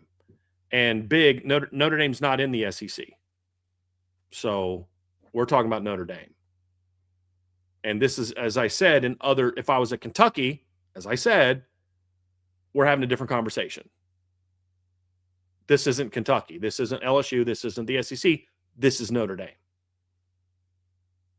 It's a different argument. From Dirtbag Jake 13, buy, sell, hold. With the anticipated change at offensive line is a good sign that Freeman is being more demanding from his coaches and less of the freedom mindset. I sell. I don't know that there's a lot of assumptions being made. A lot of assumptions being made about why there was a change in the O-line. And I feel like we're just assuming that Marcus Freeman is the reason for that change. I don't know that. He may have been. I don't know. I don't think we should just assume that Joe Rudolph had no say. Like he walked into the office one day and Marcus Freeman sitting here and Mike Denbrock sitting there and they're like, Joe, have a seat. We need to have a talk. This is going to happen this year. And Joe's like, no, but I want to leave Anthony Napa left tackle. You can't make me. Yes, we can. We don't know that that's what happened. And I feel like there's a lot of people assuming that. Could he have been more demanding? Sure. But it also could have been Mike Denbrock. Yeah. I mean, it could have been just Correct. Joe Rudolph. I mean, correct. That's my point. Exactly. Yeah. Exactly. Like there's many different avenues. I'm with you. Like we can't just assume that now Freeman's like, all right, time to take over. So yeah, I get you completely. Yeah. So I'm going to sell that just mostly because we just don't know. Like it could have been Freeman marching down to Joe Rudolph's office, or it could have been Joe Rudolph sitting in a room by himself, looking at a whiteboard at his depth chart and just be like, hey, I think this is the best option. Or it could have been Mike Denbrock. It could have been, what's the name of his assistant? The assistant coach. Rob Delaney? Rob maybe Delaney? Him and Rob Delaney sat down. Yeah.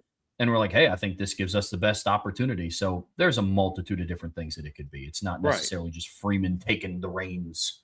Right.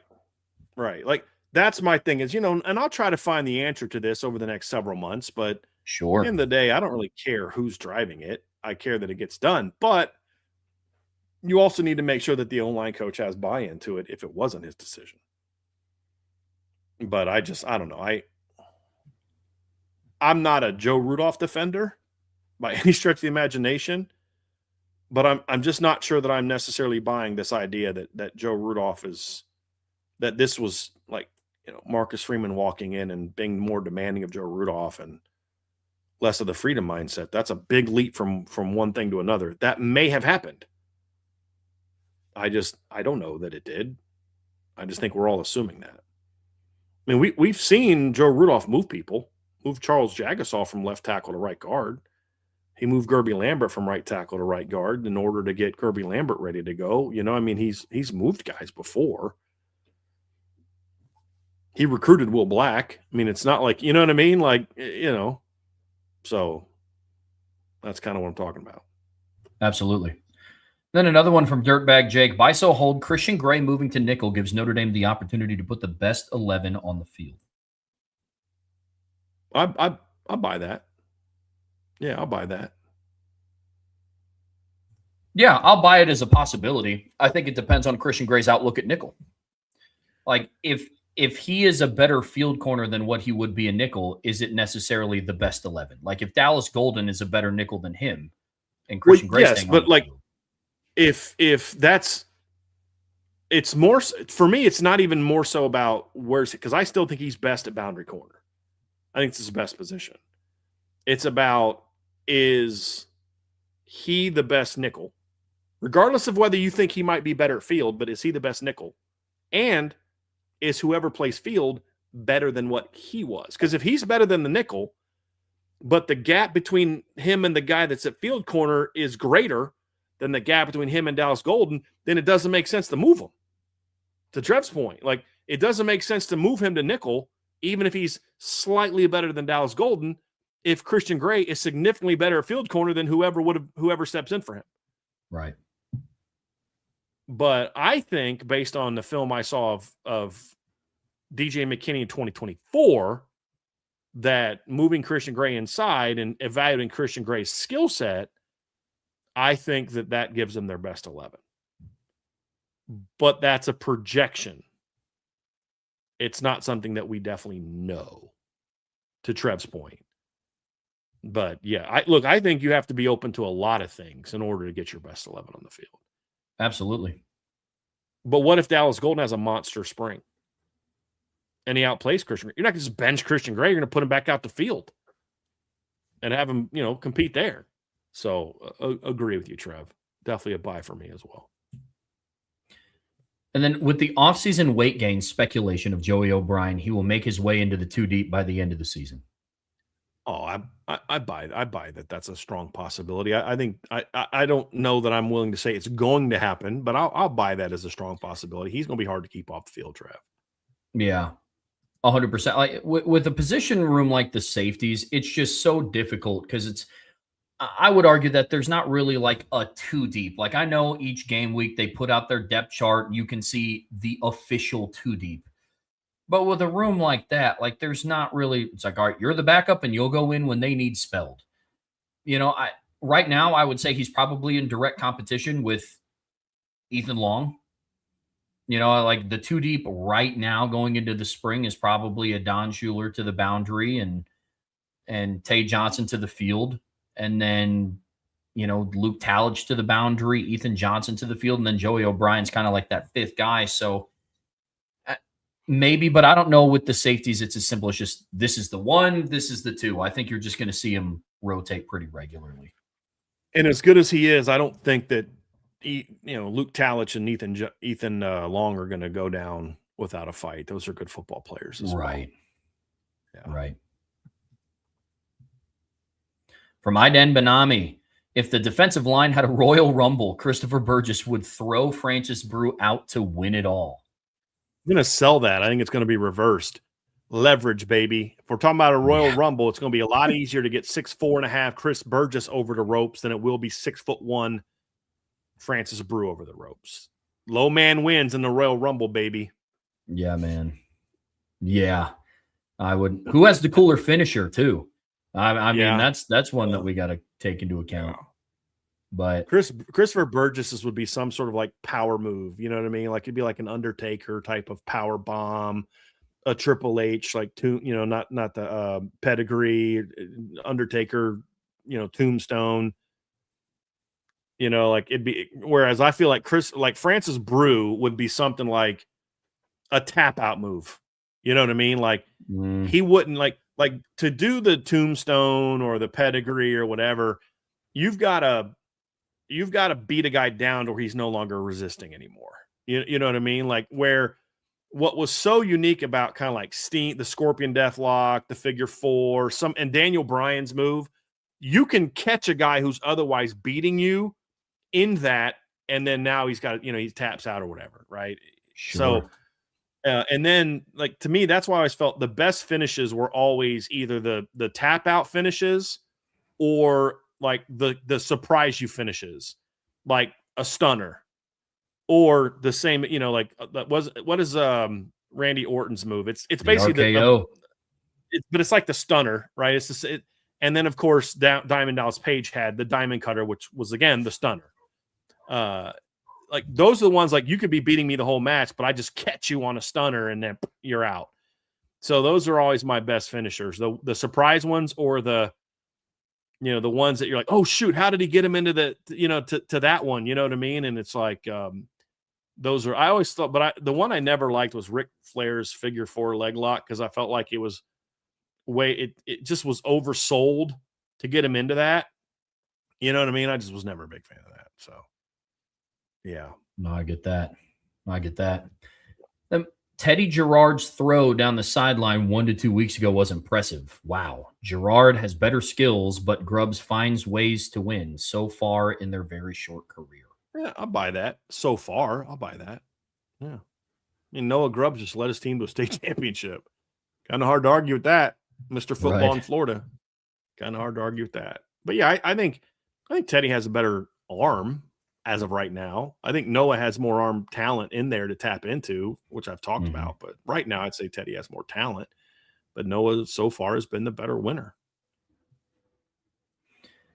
And then Notre Dame will land 4 of the 5 of Fakatu, Forrestal, Parks, Fuller-Runshoe, and Cisse. I will buy that they have a chance to win all 4. If I had to predict right now, I would say they get 3 of those 5.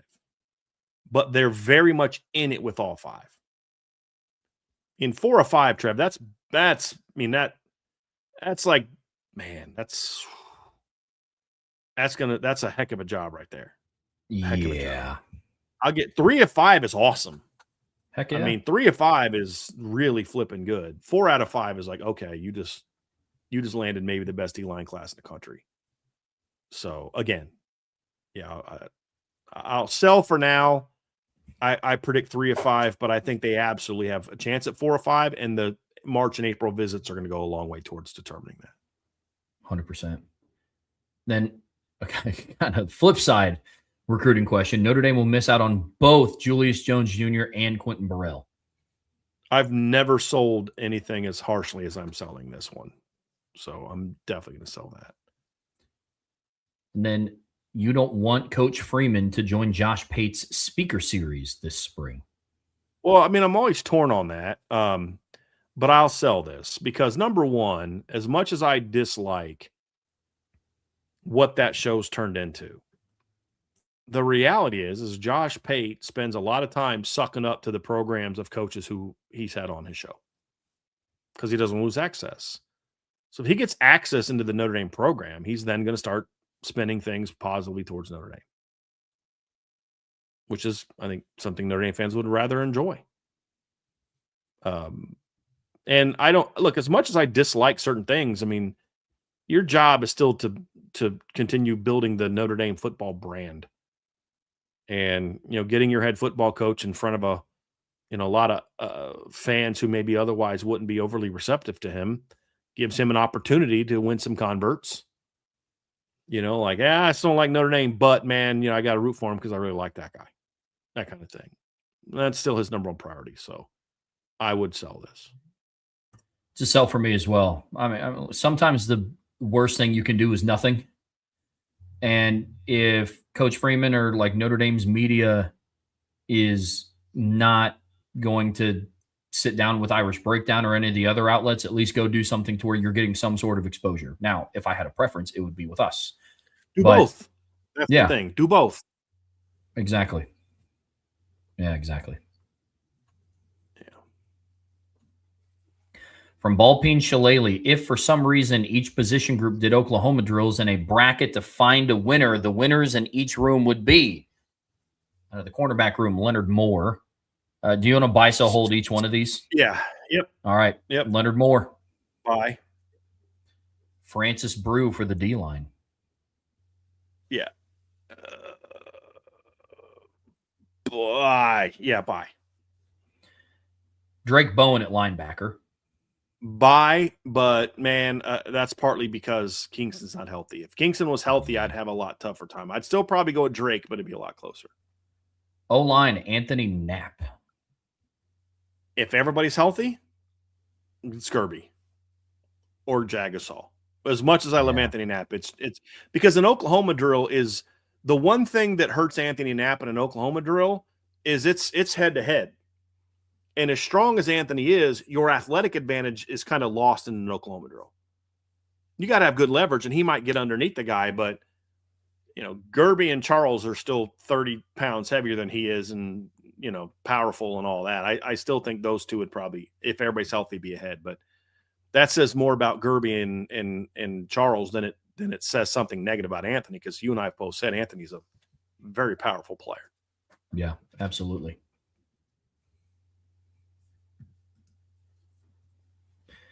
Then continuing on this bracket, quarterback, it would be Blake Hebert. I think that's. Yes. Yeah, that's a buy for me. He was 225 as an early enrollee true freshman. I think the next biggest weight-wise quarterback they have might be CJ right now at 210. Yes. Yeah. And then how about running back, Nolan James Jr.? If everybody's healthy, I'm going Kedron. Same. Nolan would be my number 2, though. How about Luke Talich at safety? Adon. Yep. I'm going to Don. Yep.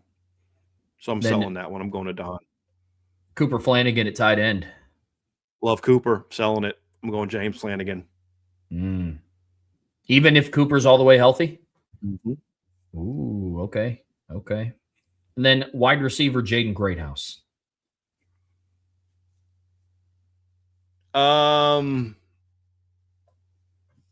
Oh man.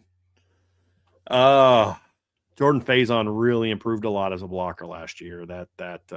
Oh man. I'll buy it, but I think Jordan Faison may be able to have some words with me on that one. I don't feel great about it. I mean, they're both really good blockers. I think Jordan became more consistent last year. The big problem for Jaden is he's just got to be more consistent. When Jaden wants to be a good blocker, he's a very good blocker. Yeah. But I'll buy that one, but man, I don't buy it with a lot of conviction. And then punter, it's Jasper Scaife, and I think that's so my initial thought was to sell this, Trev, because I'm like, he's tall and skinnier, and Eric Schmidt's a pretty well put together kid. Then I remembered, oh wait, he plays rugby. Yeah. So I had to go with Jasper in the end. My initial one was to say sell, because I was just thinking about him as a punter, and then I was like, oh wait a minute, he plays Australian rules football. He's a tough kid. Yeah. I mean, that dude's out there leveling other rugby players in a polo. So yeah, right. I'll go with Jasper Scaife. He's in the out, I mean, right. he's out there, Right. That's no knife. That's a knife. You know what I mean? Like, I just got to give it to him, man. He's got a knife on you. That's not a knife. That's a knife. Yeah. Great movie. From T-Shop 11. Stupid, but great movie. Agreed completely. T-Shop 11, buy, sell, hold. After his career, we will view Tate Johnson like Kyle Hamilton, star player, very productive, and a high round 1 to 2 pick. Based on that, I'll buy that. I think Tay is going to be a great player at Notre Dame. I think he's going to be an All-American caliber player. He's already been very productive, and I think he'll be a round 1 or 2 pick. With that, if we're doing it more so than the name Kyle Hamilton and more so about the parenthesis stuff, I will buy that. Yeah, if we're just going off of star player, productive, and a high round 1 to 2 pick, then I agree. But if we're talking availability, give me Tate Johnson. Kyle Hamilton had like 1.5 really productive years all put together at Notre Dame. I'd say 2. I mean, he was good as a true freshman. Even though he wasn't, he was a pretty good player as a true freshman. First home game he played in, he had a pick 6. The problem with Kyle, like Kyle at his best, I don't know that Tay can be as good as Kyle at his best. The question is going to be, but if he's a 3-year starter. I mean, look, here's the other part too, Trev. If Tay has the kind of year he's capable of, he may only play for 2 years. Sure. So it just depends. But star player, productive, high round. Yeah. Will any of his seasons be as good as what Kyle was in 2020? We'll see. That remains to be seen, because Kyle in 2020 was spectacular. Absolutely spectacular. And then CJ Carr balls out this year and solidifies the number 1 pick. Hopefully not the Jets. I hate to break it to you. If it'll be one of the Jets. I mean, I guess if the Raiders have the number 1 overall pick again, I doubt they take a quarterback back-to-back, but we'll see crazier things. They'll trade out. Yeah. But in general, sure. I buy it. Like, I mean, if he balls out and does what we think and he becomes the Heisman winner like he's predicted to do on FanDuel right now, then yeah, I could see that. Absolutely could. I'll buy that.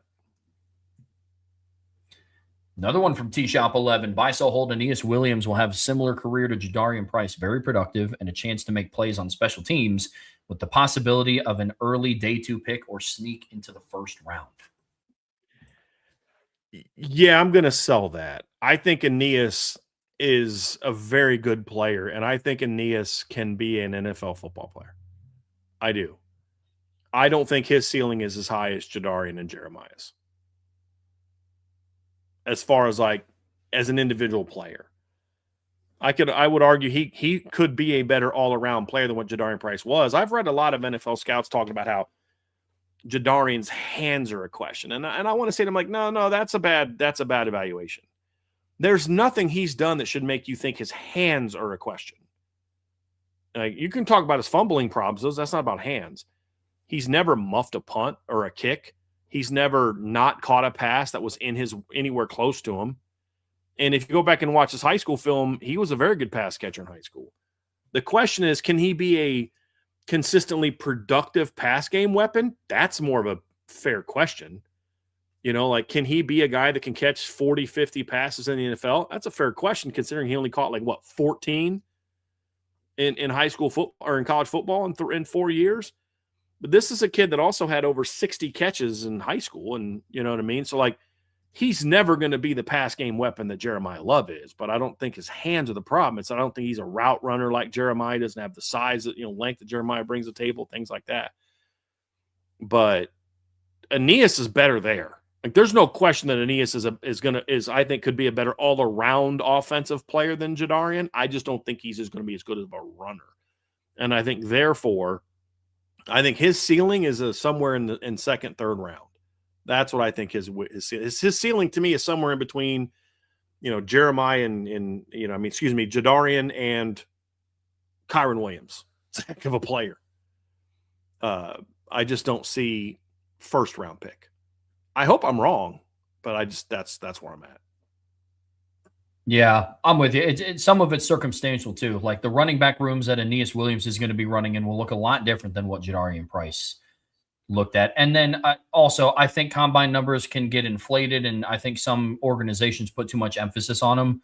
But I also don't think Aeneas is going to put up the testing numbers that JD did either. I think it'll be close. I don't think it's going to be crazy. I don't think he goes and runs a 4.7 40, but I don't know if he's a 4.49 guy. So, yeah, it'll be different. Agree. We'll see. And Aeneas just had a special vision. I don't think enough people are talking about his vision and elusiveness as a runner. His vision was insane. Some of the cuts he saw were dude, his jump cut is as good as anybody in the draft. I mean, just go watch the Purdue game next year. Come on. Oh, ridiculous. I said it at the time. I'll say it again. I think he was the best lateral cutter on the team. Yeah. This dude was insane. Yes, sir. Well, Trevor, that, my friend, is going to do it for today's Buy So Hole. Well, folks, great submissions, like we said throughout the show. Really, really strong job. If you haven't gotten enough IB content, IB Nation Sports Beat goes live here in about an hour. Not going to want to miss them. Tune in. Starts at 5:05 p.m. On your way out of here, be sure to hit that like, hit that subscribe, hit that notification bell. Be sure to share this podcast with your friends and family. Anybody that you know loves Notre Dame and college football as much as you do. Brian and I are going to be back tomorrow at 1 p.m. Continue some off-season content talk. I believe tomorrow we're talking offensive line, yes? We are, yep. Awesome. Not going to want to miss that show. Like I said, on your way out, hit that like. Make sure that you are a premium message board subscriber at boards.irishbreakdown.com. Enjoy IB Nation Sports Beat tonight. Enjoy the rest of your evening. Until next time, that's Brian. I'm Trevor. We'll see you back here very soon on the Irish Breakdown Podcast.